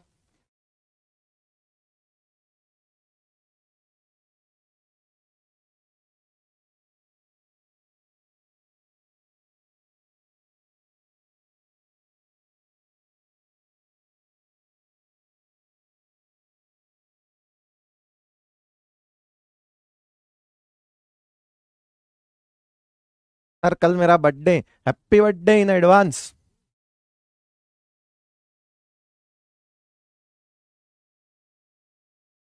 हाँ, एक हो गया, जीरो हो गया, पांच हो गया, अन हो गया, नील हो गया, पेंट हो गया, और ईएम लगा दो। बोलो क्या लिखोगे? अन, नील, पेंटियम। आइयो जी, अन, नील, पेंटियम। ठीक है। और ये कौन सा हो गया? अन, अन, अनियम। क्या इसका सिंबल बना सकते जी? बना सकते हैं, यू यू यू। ऊ, एक एक उठा लो यहां से, ये हो गया। इसका क्या? U N P G.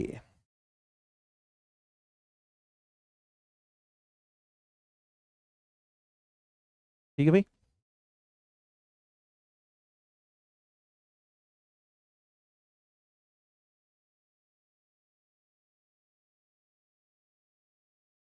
ठीक है, कह रहे हैं अनिल पेंटियम। भाग। तो ठीक है, इनके नाम तुम, अरे छोड़ो ना, क्या लिखोगे? ये लो लिखे हुए ले लो यार। और इनके, और तुम बताओ ना, क्या मैंने तुमको ये इनके, यहां से तो मैंने, देखो यहां से तो मैंने अलग से ट्रिक भी दे रखी है तुमको, कहां से कहां से कहां से, आई थिंक 104 से, राइट?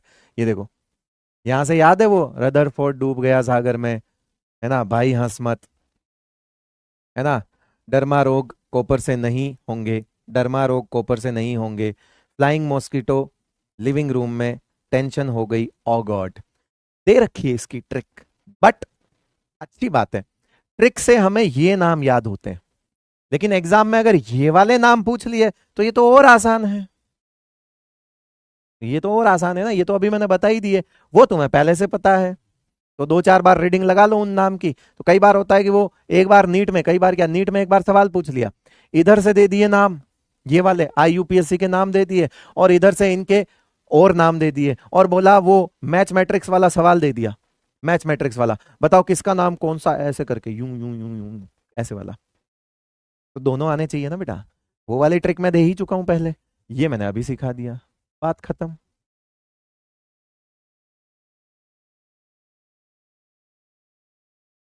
कह रहे 143 का बताओ। युवराज से पूछ,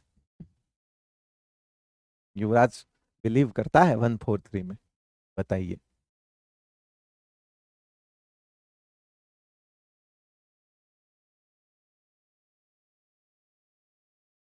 ये एनसीईआरटी की टेबल है, लिखने विखने की जरूरत नहीं है।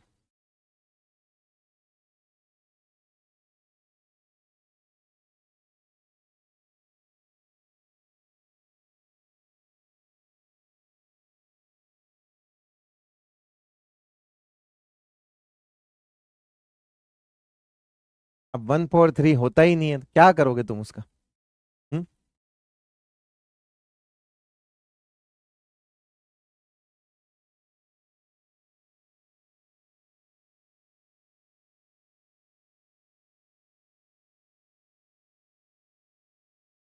एक क्यों लिख रहा है नासिक नासिक नासिक नासिक?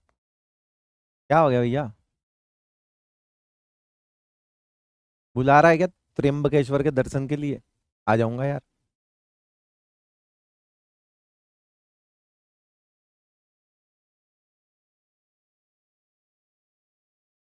ले भाई वीरे, काम हो गया अपना।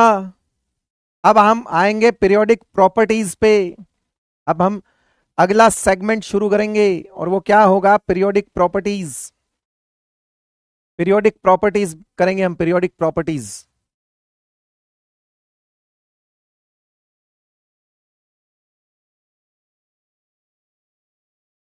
इस चैप्टर का दूसरा पार्ट पीरियोडिक प्रॉपर्टीज, याद है मैंने इस चैप्टर को दो पार्ट में, तीन पार्ट में मोटा मोटा बांटा था। पहले था स्ट्रक्चरल पार्ट, पीरियोडिक टेबल का स्ट्रक्चरल पार्ट हो चुका है।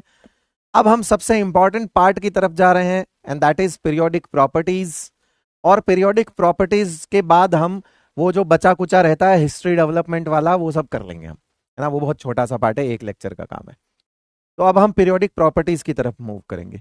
कौन कौन सी प्रॉपर्टीज हमें पढ़नी है और कौन कौन सी नहीं पढ़नी है, जो जो पढ़नी है मैं उनके नाम लिख देता हूं, है ना? जो जो प्रॉपर्टीज हमें पढ़नी है मैं उनका नाम लिख देता हूं, है ना? मेनली हम साइज पढ़ेंगे, आयोनाइजेशन एनर्जी पढ़ेंगे, है ना। सबसे पहले हम मान लो अगर मेन प्रॉपर्टीज की बात करें तो हमारे पास साइज रहता है जिसे हम रेडियस भी बोलते हैं, ये अभी नोट नहीं करना है बेटा, है ना, रेडियस बोलते हैं। फिर हम आयोनाइजेशन एनर्जी पे आएंगे, आयोनाइजेशन एंथैल्पी जिसे हम आईई बोलते हैं। फिर हम इलेक्ट्रॉन एफिनिटी पे आएंगे जिसे हम ईए भी बोलते हैं। कहीं रफ साइड में नोट करना हो तो एक रोड मैप तैयार हो जाता, पता होता ना कि पहले क्या क्या होगा फिर क्या नहीं होगा, ये सब चीजें। फिर हम इलेक्ट्रोनेगेटिविटी पे आएंगे। तो ये मेन प्रॉपर्टीज जिसे हम ईएन कहते हैं। और इन सब प्रॉपर्टीज में एक फैक्टर काम करता है जो खुद भी एक प्रॉपर्टी है, और उसमें हम सबसे पहले, ये तो हम पढ़ेंगे ही, लेकिन उन सब पे पहले हम पढ़ेंगे screening and effective nuclear charge. अगर हमें ये चीज समझ आ गई तो इन सब में साइज हो गया, आयोनाइजेशन हो गया, इलेक्ट्रॉन एफिनिटी हो गया, इलेक्ट्रोनेगेटिविटी हो गया बेटा, ये सब हम समझेंगे। अभी मैं नहीं, मैं नाम लिख रहा हूं, नाम चाहो तो तुम भी लिख लो चाहे मत लिखो, मुझे कोई फर्क नहीं पड़ता। स्क्रीनिंग और इफेक्टिव न्यूक्लियर चार्ज पहले पढ़ने वाले हैं। लेकिन पीरियोडिक प्रॉपर्टीज हम कैसे देखते हैं? हम इन सब प्रॉपर्टीज की क्या देखते हैं बेटा? पीरियोडिसिटी देखते हैं। क्या देखते हैं हम इसमें? पीरियोडिसिटी देखते हैं। अब पीरियोडिसिटी वर्ड क्या है?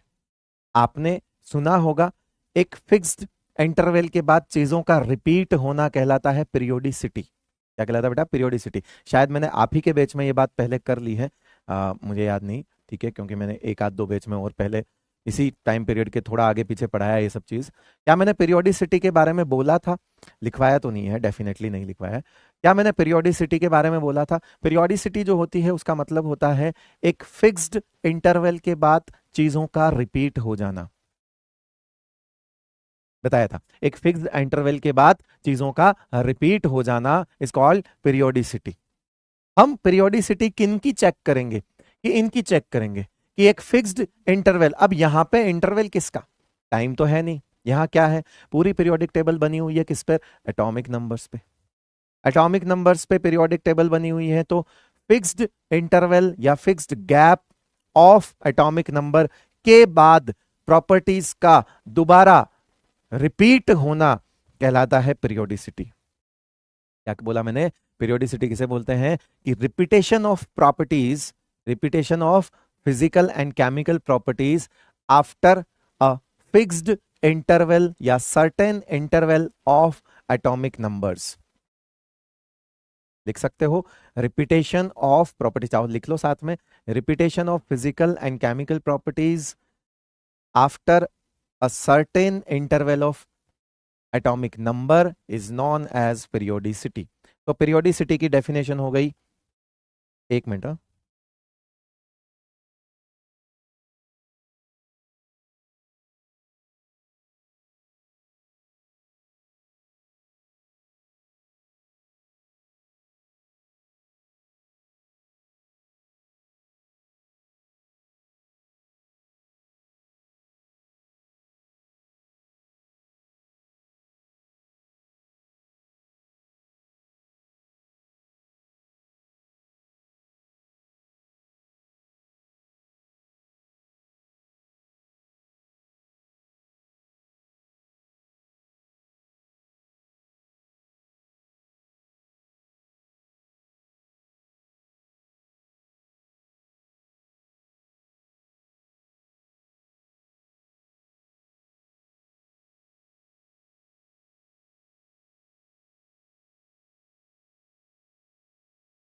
हाँ जी, क्या बोला था मैंने? अच्छा, लिख ही देते हैं ना, चलो।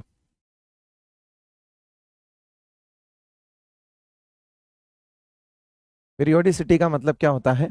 Repetition,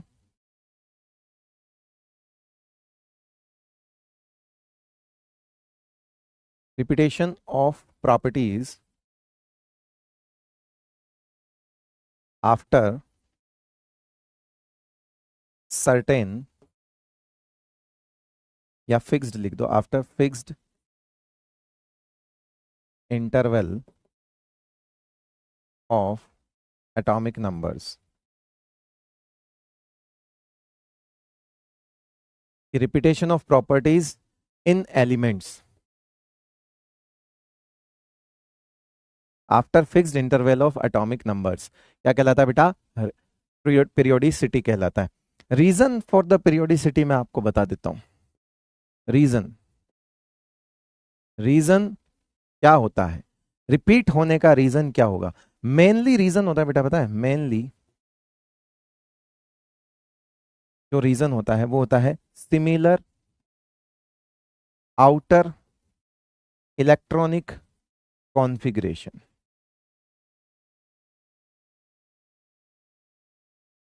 similar outer electronic configuration, ये रीजन होता है पीरियोडिसिटी का। क्योंकि पूरी पीरियोडिक टेबल किस पर बेस्ड है? Atomic number. एटॉमिक नंबर बोले तो वही इलेक्ट्रॉन वगैरह फिल करना। इलेक्ट्रॉन फिल करना क्या कहलाता है? Electronic configuration. अब क्या रीजन है? क्या रीजन है कि जैसे लिथियम है ना? क्या रीजन है कि जैसे लिथियम है, जैसे सोडियम है, जैसे पोटेशियम है, जैसे रुबिडियम है, अब फिक्स्ड इंटरवल है ना? वो 8 का हो सकता है, वो 18 का हो सकता है और वो 32 का हो सकता है। वो जो गैप है वो 8 का हो सकता है, 18 का हो सकता है, 32 का हो सकता है। यही गैप होते हैं, 2 8 8 18 18 32 ऐसे करके नहीं देखा हमने, वही गैप हो सकता है। उस गैप के बाद हम ये देखते हैं कि यार ये देखो, ये 2s1 है, ये 3s1 है, ये 4s1 है, ये 5s1 है, तो कहीं ना कहीं इनका जो आउटर इलेक्ट्रॉनिक कॉन्फ़िगरेशन है उसकी वजह से ये अपने आप एक ही ग्रुप में अरेंज हो गए। तो आपने देखा कि लिथियम से जब हम चले, 3 नंबर एटॉमिक नंबर से जब हम चले तो हम इधर गए 4 5 6 7 8 9 10, और जब हम 11 पे आए तो हमें लगा यार 11 वाले का और 3 वाले का नेचर एक जैसा है। फिर हम इधर आगे चले, 18 तक गए और फिर 19 पे आए, फिर हमने देखा यार 19 वाले का और 11 वाले का नेचर भी एक जैसा है और 3 का भी एक जैसा है। तो कहीं ना कहीं हमने नजर मारी कि अरे यार इनका तो आउटर इलेक्ट्रॉनिक कॉन्फ़िगरेशन सेम है। तो हम जब ऐसे अरेंज करते हुए आ रहे हैं तो अपने आप ये ऐसे अरेंज हो रहे हैं जहां पे इनका आउटर इलेक्ट्रॉनिक कॉन्फ़िगरेशन सेम रहता है, similar outer electronic configuration group में। और वही रीजन है इनकी प्रॉपर्टीज का सेम होना, रिपीट होना, सिमिलर प्रॉपर्टीज होना। तो रिपीटेशन का रीजन आपसे पूछे, पहली चीज, रिपीटेशन का मतलब एक टर्म होता है periodicity, and the reason for the periodicity is similar outer electronic configuration. Note करना है ना बेटा? कर ले, ये चाहे मत करना, कोई दिक्कत नहीं। बाकी अब हम एक पीरियोडिक प्रॉपर्टीज वाले सेगमेंट में जा चुके हैं, नोट कर लो। हाँ बिल्कुल कर लो।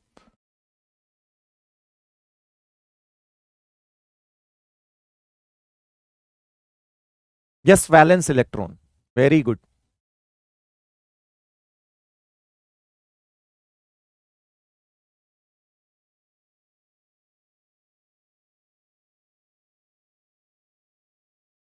अरे मत करो रे घरेलू बातें।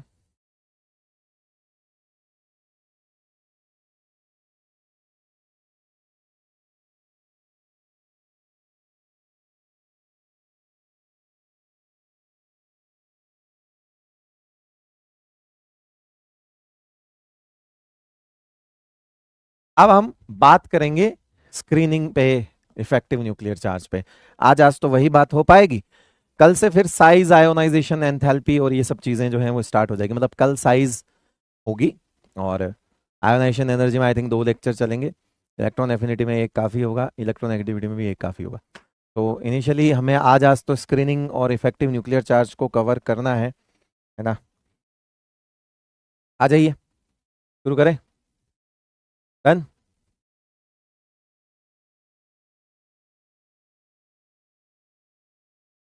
चलिए, कह रहे I love you sir, I love you too. चलो अब आगे आ जाओ। अब शील्डिंग और स्क्रीनिंग एक ही चीज होती है। पहली चीज तो मैं आपको इसको फेल करवाता हूँ, इंग्लिश के टर्म से एक ही बात है। देखो, 2 चीजें हैं, फील करो इस चीज को। 2 चीजें हैं, एक ये चीज है, एक ये चीज है। या यूं समझो, एक मैं हूं और एक ये कैमरा है जो तुम हो। एक मैं हूं और एक कैमरा है, वो तुम हो। ठीक है? सोचो मैं तुम्हें, या सोचो तुम मुझे देख पा रहे हो, देख पा रहे हो। अगर हमारे बीच में कुछ चीजें आ जाएं तो उसे क्या बोलेंगे? शील्ड बना दी। शील्ड का मतलब क्या होता है? कवर करना। शील्ड का मतलब क्या होता है बेटा? कवर करना। या एक स्क्रीन बन गई किसी चीज की, तो भी हम आपस में देखने में थोड़ी दिक्कत होगी। तो यहां या तो एक पर्दा लग जाए, तो उस पर्दा लगने को भी यही बोलेंगे ना कि कवर हो गया, और उस पर्दा लगने को यह भी बोलेंगे कि एक स्क्रीन बना दी साहब, हमारे नजर नहीं आ रहा। ठीक है, जैसे एक स्मोक स्क्रीन डेवलप कर लेते हैं आर्मी वगैरह में, आपने देखा होगा व्हाइट स्मोक स्क्रीन डेवलप कर देते हैं ताकि दुश्मन देख ना पाए कि आप इधर अपना क्या मूव कर रहे हैं, तो एक अचानक से स्मोक स्क्रीन डेवलप कर देते हैं उसमें, देखा होगा आपने वो सब। ठीक है, yes yes yes yes yes. तो वही चीज है। अब सुनो, क्या है ये शील्डिंग, समझो। ये बैठा बीच में न्यूक्लियस, बीच में कौन बैठा बेटा, न्यूक्लियस बैठा है बीच में, न्यूक्लियस। न्यूक्लियस किसको देखता है, इसके चारों तरफ कौन घूमता है बेटा, न्यूक्लियस किसे देखता है, जल्दी बताओ, न्यूक्लियस किसे देखता है।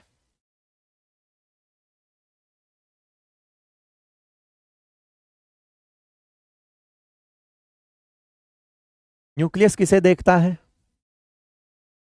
इलेक्ट्रॉन्स को। किसको देखता है, इलेक्ट्रॉन्स को। अब समझो बात को, कि न्यूक्लियस तो सबसे लास्ट वाले इलेक्ट्रॉन को भी तो देखना ही चाहता है। वो ये चाहेगा कि नहीं नहीं मैं तो यहीं देख लूं, बाकी जाओ भाड़ में, ऐसा तो नहीं है। तो न्यूक्लियस तो सारे इलेक्ट्रॉन्स पे देख रहा है बेचारा, इसको भी देख रहा है, इसको भी देख रहा है, इसको भी देख रहा है। न्यूक्लियस जो है वो आदत से मजबूर है, उसे नहीं मतलब कि ये इलेक्ट्रॉन कौन किसका है, ये electron n is equals to 1 का है, ये electron n is equals to 1 का है, या ये इलेक्ट्रॉन दूसरी शेल का है। न्यूक्लियस तो सबको प्यार करना चाहता है। न्यूक्लियस के पास इतनी ज्यादा पॉजिटिव चार्ज डेंसिटी है कि वो सारे इलेक्ट्रॉन्स को ऐसे बोलता है, देखो कोई बात नहीं, सब अपने हो, रहो, कोई दिक्कत नहीं, लड़ाई मत करो आपस में, लड़ाई मत करो, सबको प्यार मिलेगा, लड़ाई मत करो, बारी बारी से सबको प्यार मिलेगा। तो न्यूक्लियस तो क्या है कि बेटा आदत से मजबूर है, तो वो तो ये काम करता है। ठीक है, तो अब ये क्या करेगा, ये इलेक्ट्रॉन्स को, इसको भी अट्रैक्ट कर रहा है, इसको भी कर रहा है। अब हम मान लो एक इलेक्ट्रॉन उठाएं, है ना, एक इलेक्ट्रॉन उठाएं ऐसे, और इसे बोल दूं कि ये वो इलेक्ट्रॉन है जिससे हम बातचीत करने गए कि क्या नाम है आपका, ऐसे करके।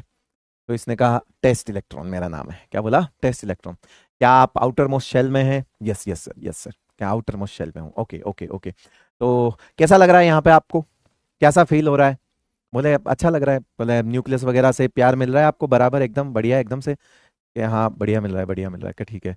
अच्छा, जितना आप बोला था, उसने कमिटमेंट किया था, उतना प्यार दे रहा है वो, या कुछ कम ज्यादा, कुछ जो भी है आप खुल के बता सकते हैं, है ना, हम हमारे चैनल पे रियल कंटेंट डालते हैं। तो बोला ठीक है।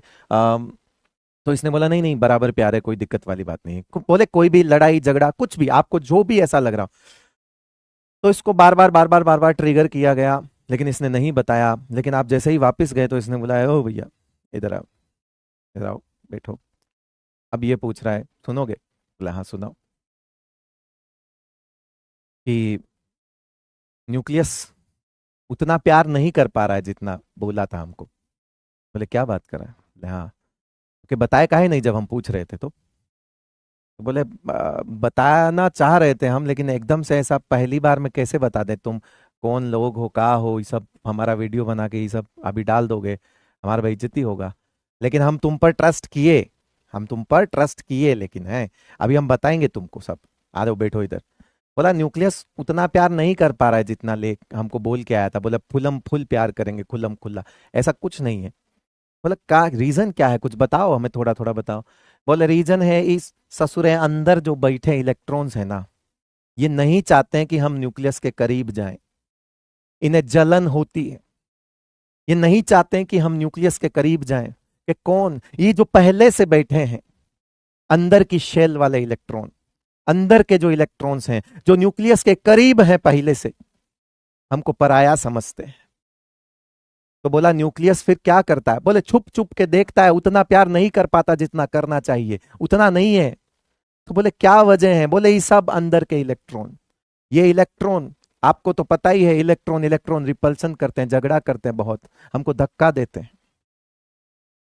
बोले कैसे, बोले मेरे और न्यूक्लियस के बीच में आगे आ जाते हैं ऐसे, शील्डिंग, शील्डिंग कर लेते हैं।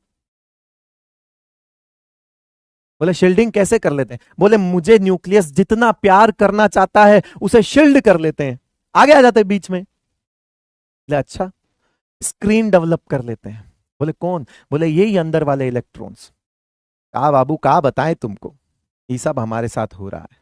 तो बोला तुमको जितना प्यार मिलता उतना नहीं मिल पा रहा? कि नहीं, कम हो जा रहा है। बोले हाँ, कितना कम हो जा रहा है? अरे उतना ही जितना ये सब स्क्रीन डेवलप कर रहा है उतना कम हो जा रहा है। और क्या, बीच में से इनको हटा दो, फुल प्यार करेगा न्यूक्लियस हमको। कम उतना ही हो रहा है जितना बीच में ये सब लोग बैठे।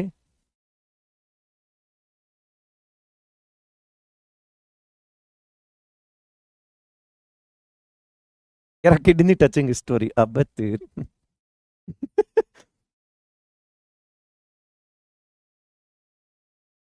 तो ठीक है, मोटी मोटी कहानी आपको समझ आ गई होगी। आई थिंक मोटी मोटी कहानी आपको समझ आ गई होगी कि न्यूक्लियस जो है वो सारे इलेक्ट्रॉन्स पे अट्रैक्शन लगाता है। बट अगर हमने सबसे आउटर मोस्ट शेल पे, आउटर मोस्ट शेल के जो सबसे बाहरी इलेक्ट्रॉन्स हैं उस पे जाके हमने बात करी, तो उसने ये बोला कि भैया जो भी मेरे से अंदर इलेक्ट्रॉन्स हैं, जो भी मेरे और न्यूक्लियस के बीच में इलेक्ट्रॉन्स हैं, वो रिपल्शन करते हैं और वो रिपल्शन करके मुझे धक्का देते हैं। ये देखो, मुझे धक्का देते हैं। बाहर वाले इलेक्ट्रॉन्स को अंदर वाले इलेक्ट्रॉन्स धक्का दे रहे हैं, कह रहा दूर रे, परे को हो जा, परे को हो जा, हट जा यहां से।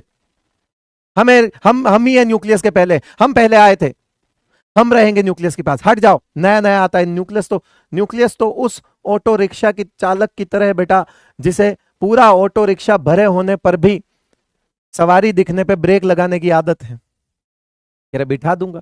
कहां बिठाएगा भाई, टायर पे। न्यूक्लियस तो ऐसा आदमी है। न्यूक्लियस हमेशा ध्यान रखना, न्यूक्लियस वो ऑटो रिक्शा का चालक है जो पूरी सवारी फुल है एकदम, खटा ठसा ठस, उसके बाद में भी कोई सवारी दिखती है तो उसके बगल में ले जाके यूं तो कर ही लेता है, फिर सारी बाकी की सवारियां ऐसे देखती है, ये पागल है क्या, तब जाके वापस करके आगे निकलता है। तो न्यूक्लियस बेकार आदमी है।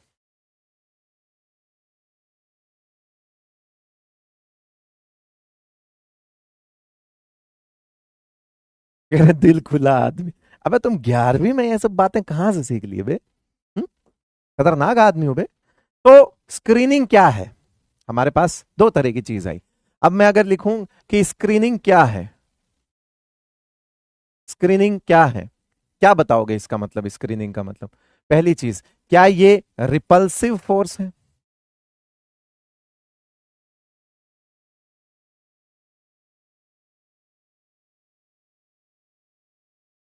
क्या ये रिपल्सिव फोर्स है? ठीक है। कौन रिपल्सिव, रिपल्शन क्या, कौन कौन दे रहा है, किसको दिक्कत है, प्रॉब्लम किसको है? बाहर वाले को प्रॉब्लम है क्या? बाहर वाला तो घुसना चाह रहा है भैया अंदर, सवारी तो चाहेगी कि ले जाए बे कोई अटका के, चले जाएंगे।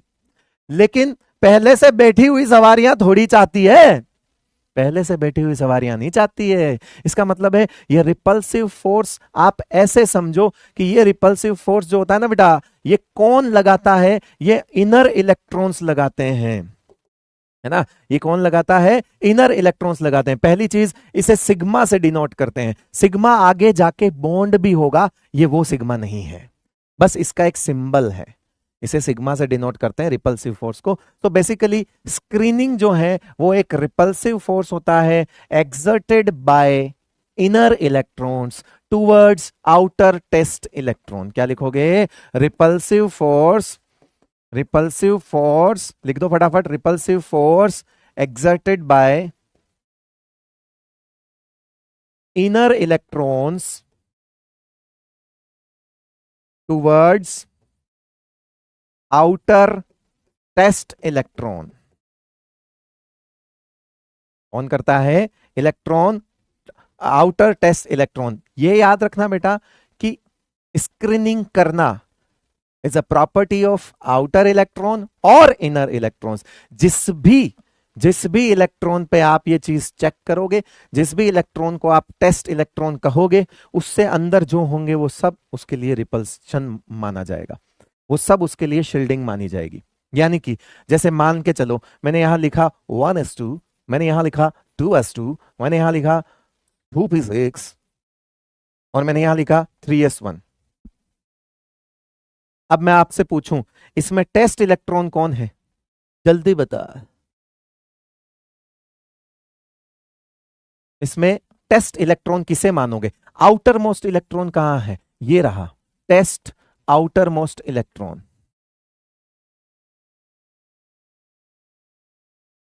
यही होगा। अब इसके लिए रिपल्शन कौन करेगा? अरे इसके लिए कौन रिपल्शन करेगा? जो इससे अंदर है वो सब करेंगे ना भाई, ये सारे करेंगे, ये सारे, ये क्या करेंगे? ये सब रिपल्सिव फोर्स दिखाएंगे। ये क्या दिखाएंगे? सिग्मा, ये स्क्रीनिंग करेंगे ना, रिस्पॉन्सिबल फॉर ये सब।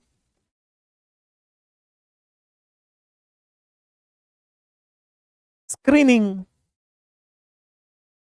क्यों? क्योंकि वो nth शेल है, वो अंदर के अंदर, मतलब आपने जो टेस्ट इलेक्ट्रॉन बोला उससे अंदर वाले सारे उसके वही हो।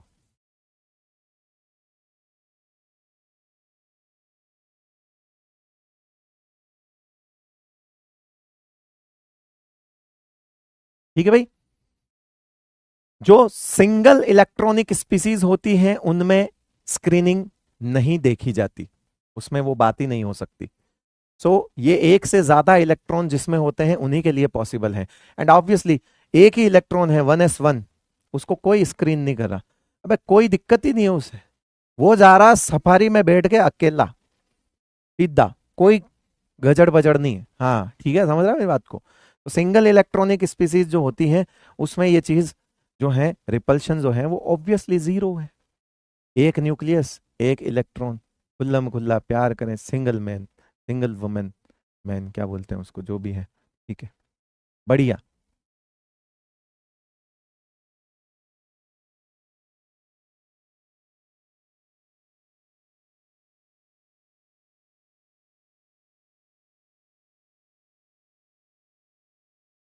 समझ गए? ओके। ओके। हम्म। ठीक है। हम्म।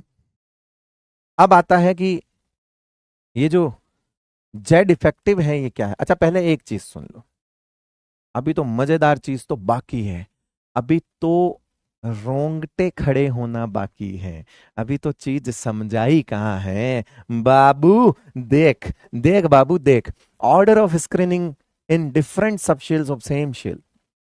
अब समझो, मान लो एक जगह लिखा हुआ है NS, NP, ND, NF, तो ये क्या होता है? स्क्रीनिंग का ऑर्डर ऐसा रहता है, लेट सपोज, क्योंकि हमें F तक चीज चाहिए, तो मान लो मैंने लिखा 4S, मैंने लिखा 4P, मैंने लिखा 4D और मैंने लिखा 4F। S की स्क्रीनिंग सबसे तगड़ी होती है। अब सुन लेना, फटाफट से सुन लेना, S की स्क्रीनिंग सबसे तगड़ी होती है। अगर S के इलेक्ट्रॉन बीच में आएंगे, जैसे मान लो ये रहा, यहां पे अपना एक न्यूक्लियस है, ये भाई साहब क्या है? अपने न्यूक्लियस है, ठीक है, ये अपना क्या है बेटा? न्यूक्लियस। और यहां दूर कहीं बेबी पिंक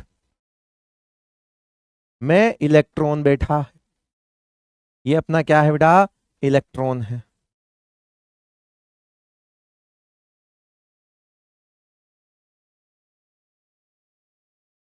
ठीक है, अब वो महानुभाव इसे देखना चाह रहा है, और तुम कह रहे हो कि बीच में मैं एस ऑर्बिटल ले आऊं। क्या ले आऊं? एस ऑर्बिटल ले आऊं।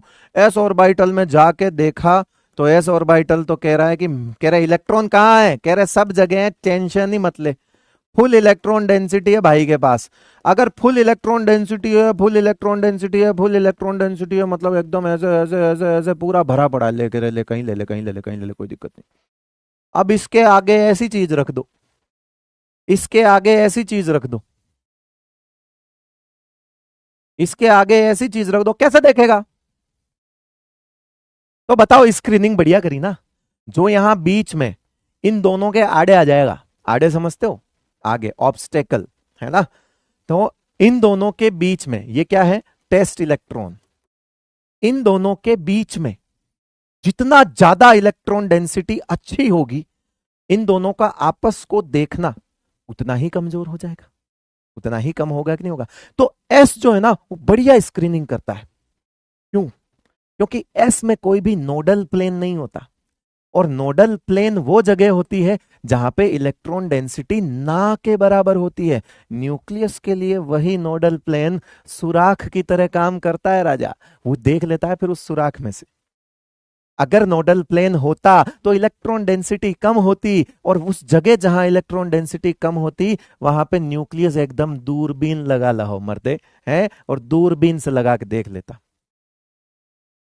यानी कि पी में आप आओगे तो पी की स्क्रीनिंग थोड़ी कमजोर हो जाएगी। पूछो क्यों? क्योंकि पी जो है वो कुछ ऐसा रहता है, और इसकी इलेक्ट्रॉन डेंसिटी जो है वो हर जगह नहीं होती, इस लोब में कॉर्नर्स पे ही ज्यादा होती है, यहां पे इलेक्ट्रॉन डेंसिटी है। यानी कि भाई को जगह मिल गई रे, यहां से थोड़ा सा सुराग मिल गया, देख लेगा अगले को।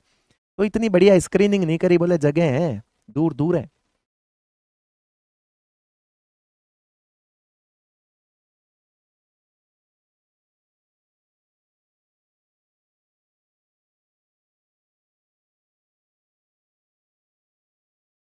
ठीक है, ठीक है।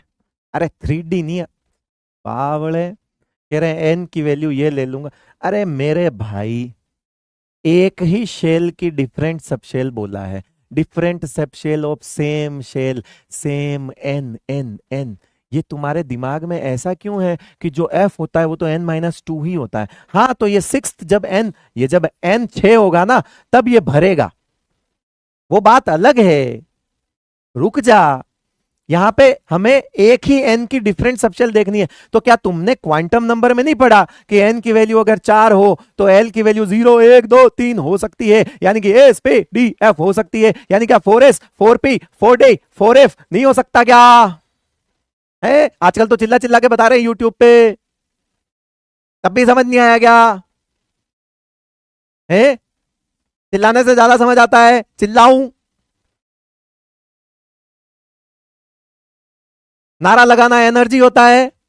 नहीं, एनर्जी वेस्ट करना होता है।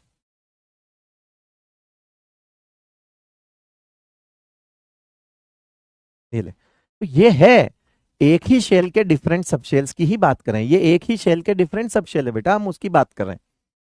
हम नहीं बोल रहे हैं अभी कि कौन फिल होगा क्या होगा, वो छठे पीरियड में जाके 4f भरेगा बेटा, कोई दिक्कत नहीं है। उसको इतना अभी कनेक्ट मत कर रे बाबा, कंफ्यूजन जितना सुबो। देखो, आईओसी पढ़ने का एक सिद्धांत है कि टीचर जितना बोल रहा है उतना ही सुनना है और उतना ही समझना भी है, तो बेड़ा पार, सारे के सारे सवाल नीट में सही हो जाएंगे। लेकिन उससे ज्यादा सुनने की कोशिश करी और उससे ज्यादा समझने की कोशिश करी, खेल खत्म। फिर कहीं किसी साल खुद बोलोगे कि हाँ अब ठीक है, ज्यादा नहीं करना। अब देखो, मान लो मैंने डी ऑर्बिटल ले लिया है ना, फॉर एग्जांपल मान लो मैंने ऐसा कुछ डी ऑर्बिटल ले लिया, तो डी ऑर्बिटल में नोडल प्लेन और ज्यादा होंगे, और सबसे बड़ी बात है जो इलेक्ट्रॉन डेंसिटी है वो चार चार लोब में फैली हुई होगी। अब सोचो आपके और मेरे सामने दो लोग एकदम सट टके खड़े हो जाएं, बढ़िया डेंसिटी हो जाए, तो मैं देख नहीं पाऊंगा। फिर वो दो लोग थोड़े दूर हो जाएं, बीच में गैप आ जाए, मैं तुम्हें अच्छे से देख पाऊंगा। फिर वो दो लोग और दूर हो जाएं, चार लोग हो जाएं लेकिन फैल जाएं, कोई दिक्कत नहीं है, मैं तब भी उसमें से देख लूंगा। कुल मिला के सारी कहानी यह है कि बीच में जो स्क्रीनिंग बढ़िया करेगा, बीच में एक ऐसा दरवाजा जिसपे कुछ भी नहीं है, जो पूरा पैक है, ये नहीं देख पाता, ये वो दरवाजा है जिसमें एक छेद मान लो मुश्किल से, बढ़िया स्क्रीनिंग करता है। ये वो दरवाजा है जिसमें आधा दरवाजा है और ऊपर सलाखें लगी हुई है, यानी ऊपर से तो आराम से देख सकते हो। ये वो दरवाजा है जो पूरा ही सलाखों वाला है, ऊपर से लेके नीचे तक सब देख सकते हो, कोई दिक्कत वाली बात ही नहीं है। और एफ, एफ तो 3D में, तो यहाँ 2D में बनाना पॉसिबल नहीं है, उसमें तो और ज्यादा लोब होती है, वो तो और डिफ्यूज होता है बेटा। तो वो है कि मतलब कांच का गेट है, सलाखें छोड़ो, गेट ही नहीं है। गेट तो है लेकिन कांच का गेट है, ठीक है? समझ रहे हो मेरी बात को? समझ रहे हो? तो कुल मिला के बीच में जो जितना खतरनाक होगा स्क्रीनिंग वो उतनी ही खतरनाक करेगा। सो यहां पे अगर हम बात करें इन दोनों की शील्डिंग क्या होती है बेटा, इस दोनों इनकी इसकी होती है, इसके लिख देना बेटा, है ना, इसको लिख लेना, इसकी होती है पुअर शील्डिंग, पुअर सिग्मा बोल दूं, शील्डिंग सिग्मा ही होता है, और इसको बोल दूं very poor, very bad, very poor sigma, very poor sigma. बोलो बात समझ आ गई? समझ गए? बोले सर सब समझ गए। ड्रॉ करना है, तुम्हारी इच्छा। कहाँ नहीं है, तुम कुछ और समझ रहे थे क्या? कान बड़े हैं उस लड़के के, बाल नहीं है ये।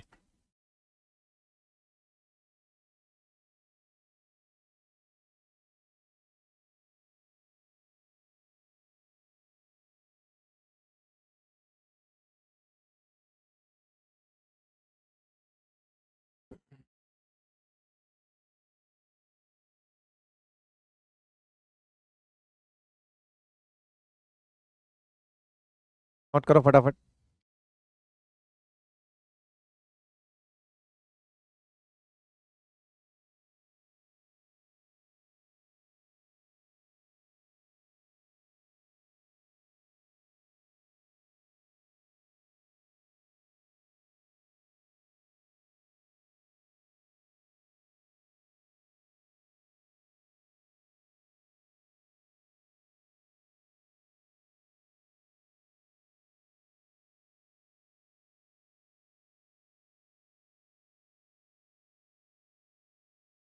किडनैप नहीं हुआ हूं, यही हूं। ओ किथे चलिए गोभी दा फुल बन के।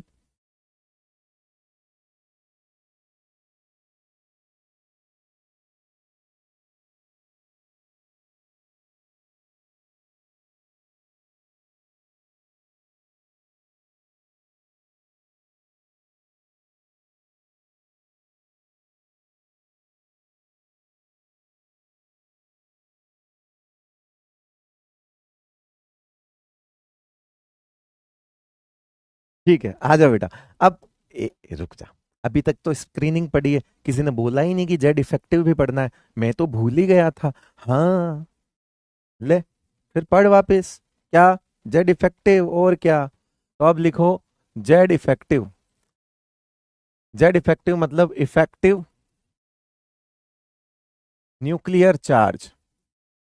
ये क्या बला है? देखो, nuclear charge is equal to the proton number, and the effective nuclear charge का मतलब होता है वो प्रोटॉन इलेक्ट्रॉन को नेट कितना अट्रैक्ट कर पा रहे हैं। सुनो मेरी बात को। गाड़ी खरीदने जाते हैं, स्कूटी खरीदने गए, आपने पूछा कितना देती है, तो उन्होंने कहा कंपनी क्लेम माइलेज। क्या बोलता है? कंपनी क्लेम माइलेज 60 है सर। क्या बोलता है? कंपनी क्लेम माइलेज 60 है, मतलब वो 60 उस कंडीशन में है जब वो पूरी तरह से एकदम स्टैंडर्ड सिचुएशन में काम करे। आप एकदम प्लेन सड़क पे चले और बोले कि यहां से 60 किलोमीटर तक कोई आगे नहीं आएगा, कोई ब्रेकर नहीं आएगा, कोई गड्ढा नहीं आएगा, कोई घाय नहीं आएगी, कोई नहीं आएगा, समझ रहे हो? और चलाओ अभी से 60 किलोमीटर तक ऐसे, तो वो 1 लीटर में 60 किलोमीटर चलेगी।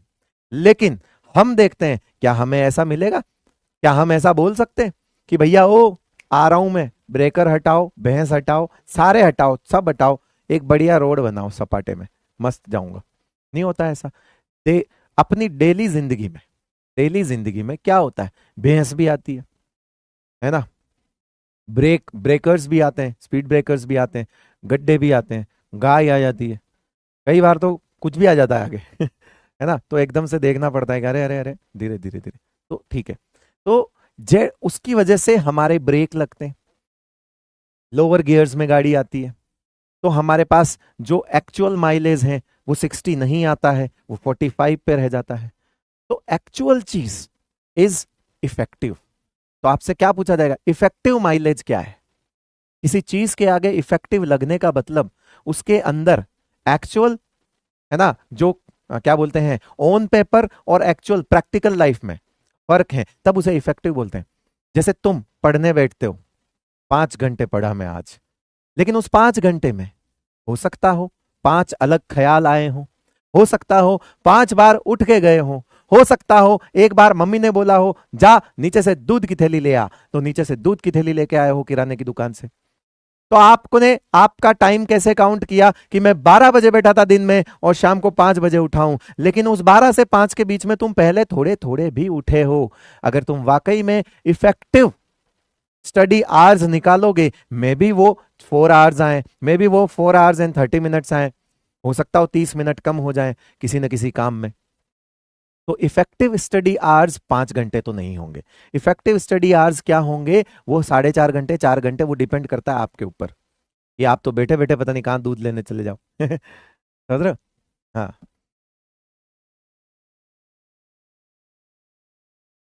तो फिर जेड इफेक्टिव का मतलब क्या है? पहली चीज ऑब्वियसली अट्रैक्शन फोर्स है। जेड इफेक्टिव क्या है? Attraction force. लेकिन क्या बोलेंगे कि रिमेनिंग फोर्स ऑफ अट्रैक्शन, क्या बोलेंगे, क्या बोलेंगे? Net four low, net force of attraction on outer most, जिस टेस्ट इलेक्ट्रॉन के पास तुम गए थे उससे यही तो पूछा कितना प्यार कर रहा है न्यूक्लियस, तो उसने बोला जितना करना चाहिए ना उतना नहीं कर रहा है। तो उसने बोला अच्छा, तुमने पूछा कितना करना चाहिए था, बोला इतना करना चाहिए था। बोले इतना मतलब कि जितना प्रोटॉन है उसके अंदर, उसके अंदर 11 प्रोटॉन है, 11 के 11 प्रोटॉन का पावर हम पे लगना चाहिए था, एकदम ऐसे चुंबक की तरह खींच ले, ऐसा होना चाहिए था। लेकिन का खराब कर दिए, बोले बीच में बैठे ये सब इलेक्ट्रॉन, और वो हम बोले स्क्रीन, उसे हमने क्या बोला? स्क्रीनिंग। का मतलब है जितना टोटल होना चाहिए था उसमें से ये सब घटा दीजिए, हमारे पास बचा कुचा आएगा। जो बचा कुचा है उसे कहते हैं जेड इफेक्टिव। क्या बोलते हैं बेटा उसको? बचे कुचे को क्या बोलते हैं? Z effective.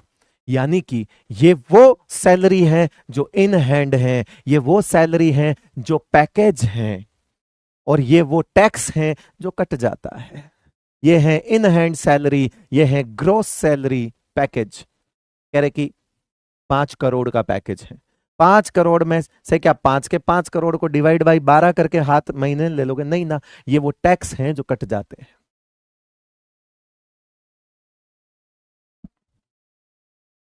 क्लियर?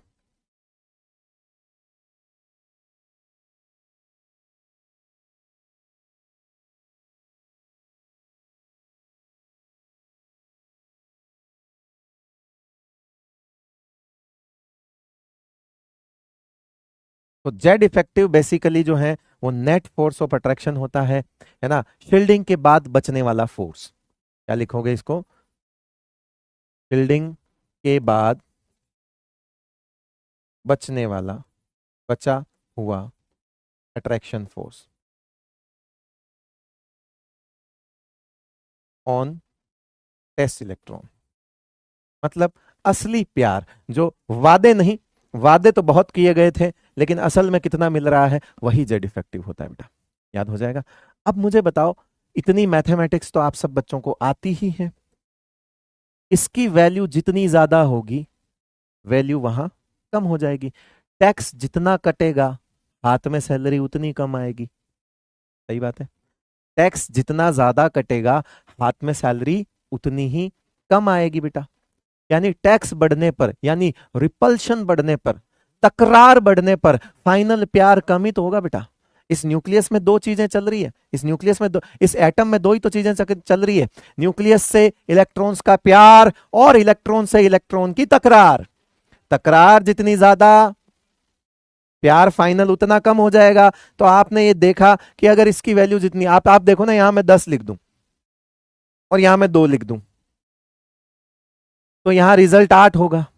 यहां लेकिन मैं 5 लिख दूं तो मेरा रिजल्ट 5 ही बचेगा। यहां रिजल्ट में यहां 7 लिख दूं तो मेरा रिजल्ट 3 ही बचेगा। ये जितना बढ़ेगा ये उतना कम होगा।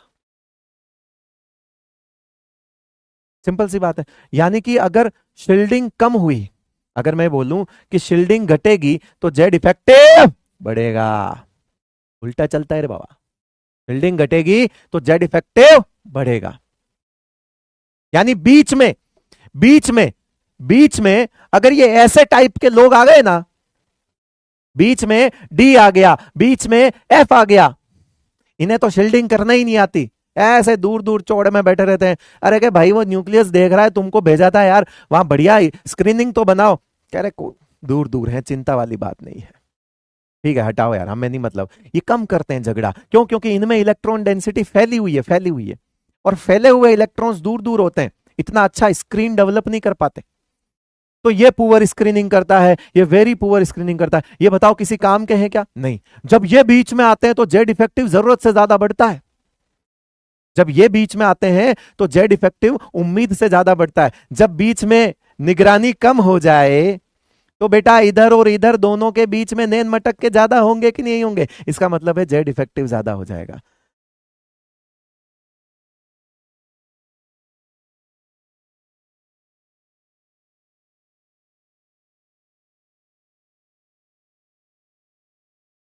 चलो बाबा, आओ।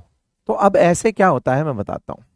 ऐसे में ना हमारे पास तीन चीज आती है बेटा, आज पढ़ा रहा हूं, इनकी एप्लीकेशंस बाद में करेंगे। ये विजिबल है बाबू? बस ये लास्ट स्लाइड है, इसके बाद हम नेक्स्ट लेक्चर में ही, जो कि रिकॉर्डेड होगा, वहीं पर बात करेंगे बेटा।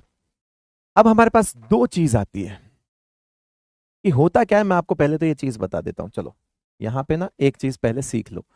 जे रहो तुम्हारो न्यूक्लियस, जे रहो तुम्हारो N1 या N2 और N3 मान लेती है बाबा। फिर इसमें क्या रख देती? इसमें एक इलेक्ट्रॉन रख देती है, ठीक है? इसमें एक इलेक्ट्रॉन रखा, इसे हमने बोला टेस्ट इलेक्ट्रॉन।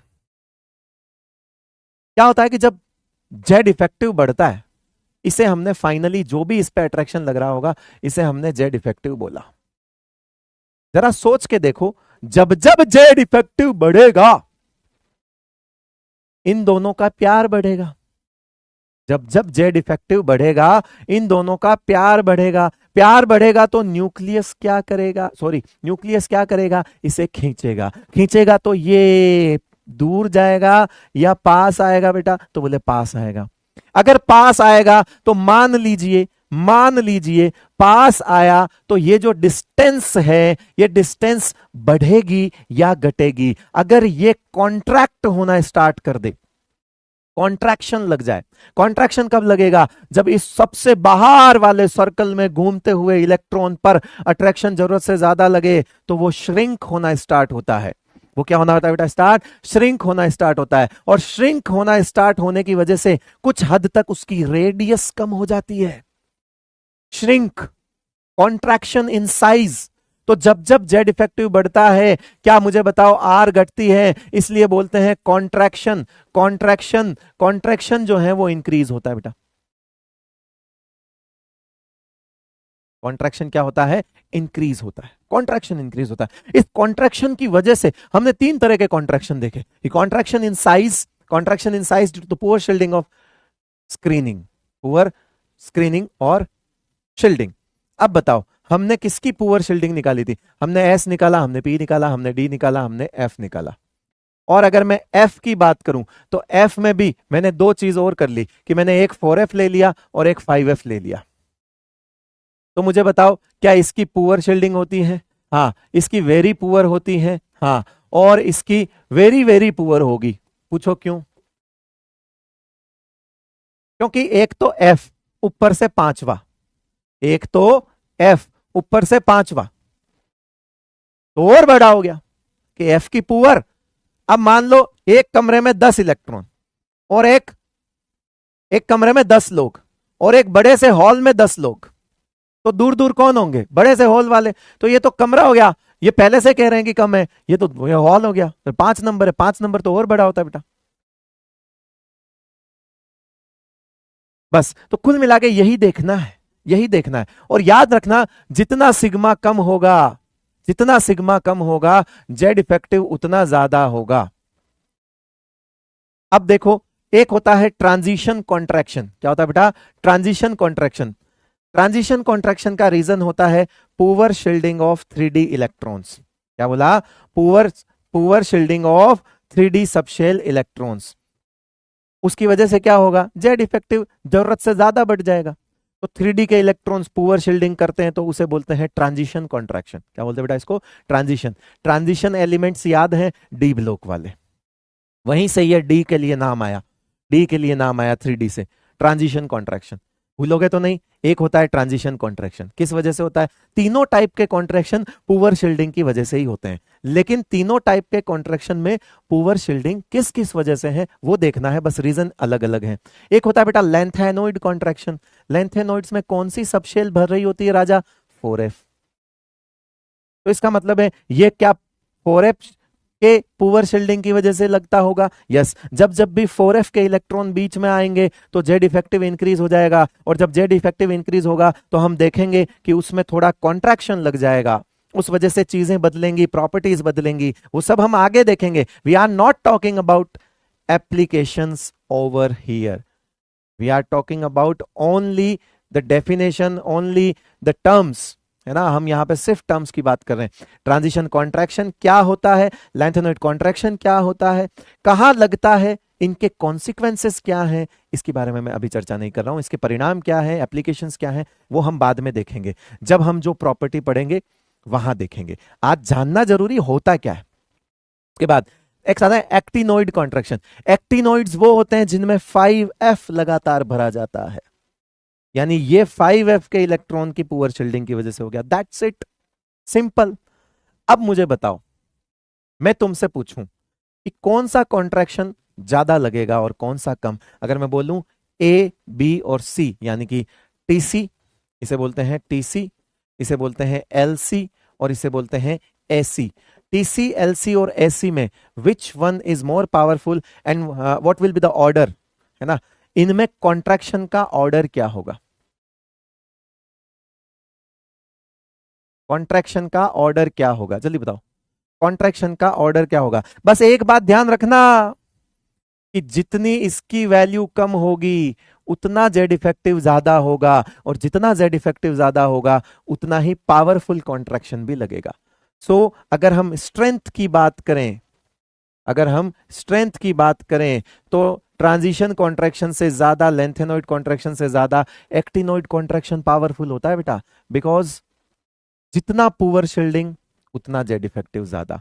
सो इनकी पुअर शील्डिंग और ज्यादा पुअर है, ये एफ है, ये और ज्यादा पुअर है। जितना पुअर शील्डिंग उतना जेड इफेक्टिव ज्यादा, जितना जेड इफेक्टिव ज्यादा उतना पावरफुल कॉन्ट्रैक्शन। सो अगर हम स्ट्रेंथ की बात करें तो ट्रांजिशन कॉन्ट्रैक्शन से ज्यादा पावरफुल लेंथेनोइड कॉन्ट्रैक्शन है, और उससे भी पावरफुल एक्टिनोइड कॉन्ट्रैक्शन है। लेकिन एक्टिनोइड कॉन्ट्रैक्शन क्या है कि हमारे सिलेबस में इसलिए नहीं आता बिकॉज फर्स्ट ऑफ ऑल ये कहां लगता है? एक्टिनोइड्स में।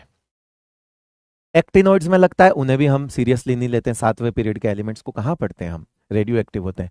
एंड आफ्टर एक्टिनोइड्स लगता है, एक्टिनोइड्स में लगता है, एंड एक्टिनोइड्स के बाद में लगेगा। ऑब्वियसली बाद में आने वालों में ही तो 5f भरा हुआ मिलेगा आपको, तो एक्टिनोइड्स में लगेगा। जहां 5f भर रहा होगा, इलेक्ट्रॉन 5f में आना शुरू होंगे, लगना शुरू होगा।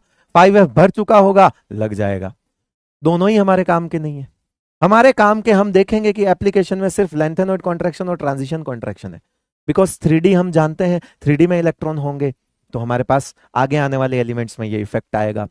4f में इलेक्ट्रॉन्स होंगे, हमारे पास आगे आने वाले एलिमेंट्स में ये इफेक्ट आएगा। इनफैक्ट खुद लेंथेनोइड सीरीज में भी ये इफेक्ट चल रहा होगा।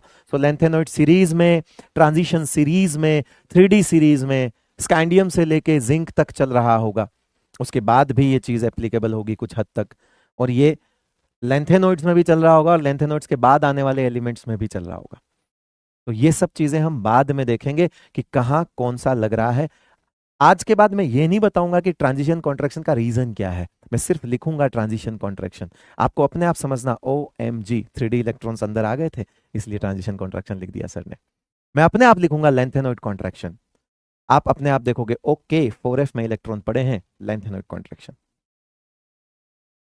ठीक है बेटा, पक्का ये नोट कर लेना आप। और आज तो अब इतना ही हो पाएगा, बाकी अब हो गया है लगभग, हम जितना सोच के आए थे उतना तो हो ही गया, कोई दिक्कत नहीं है। साइज वगैरह अपन वैसे भी कल करेंगे। अच्छा ये रह गया अपना कि your real power is not in someone's word but in your next honest effort. किसी के कहे हुए शब्दों में आपकी पावर नहीं होती है, वो पावर आपके अगले कदम पे होती है जो कि ईमानदारी से उठाया हुआ होता है। अपनी मंजिल की तरफ उठाया गया ईमानदारी से हर वो कदम आपको मंजिल की तरफ लेके जाएगा। क्योंकि रास्ते में तो लोग आपको बहुत ज्यादा एप्रिशिएट करके, बहुत ज्यादा तारीफ करके, बहुत ज्यादा मोटिवेट करके भी आपको फीका कर सकते हैं। वो कहते हैं ना कि रास्ते में अगर फूल की क्यारियां भी बहुत हुई, सिर्फ कांटे नहीं रोकते रास्ते में, फूलों की क्यारियां भी बहुत होती है। अगर फूलों की क्यारियां भी बहुत हुई तब भी आप रास्ते मंजिल तक ना पहुंचोगे, हो सकता हो वहीं अटक कर रह जाओ। तो याद रखा, हर शब्द जो दूसरे का कहा हुआ है वो आपका रियल स्ट्रेंथ, रियल पावर नहीं है। रियल पावर आपके अंदर है। हर वो पहला, हर वो अगला स्टेप जो आप ऑनेस्टली अपनी मंजिल की तरफ उठाते हैं, and that is your strength. याद रखिएगा बेटा। चलिए आते हैं, ये वाला मैंने आपको बता ही दिया था, ये आपको ध्यान रखना ही है। और अब हम थैंक यू कर देते हैं। चलिए, ओके बेटा, thank you so much, good night. कल वाला रिकॉर्डेड होगा। शुक्रिया।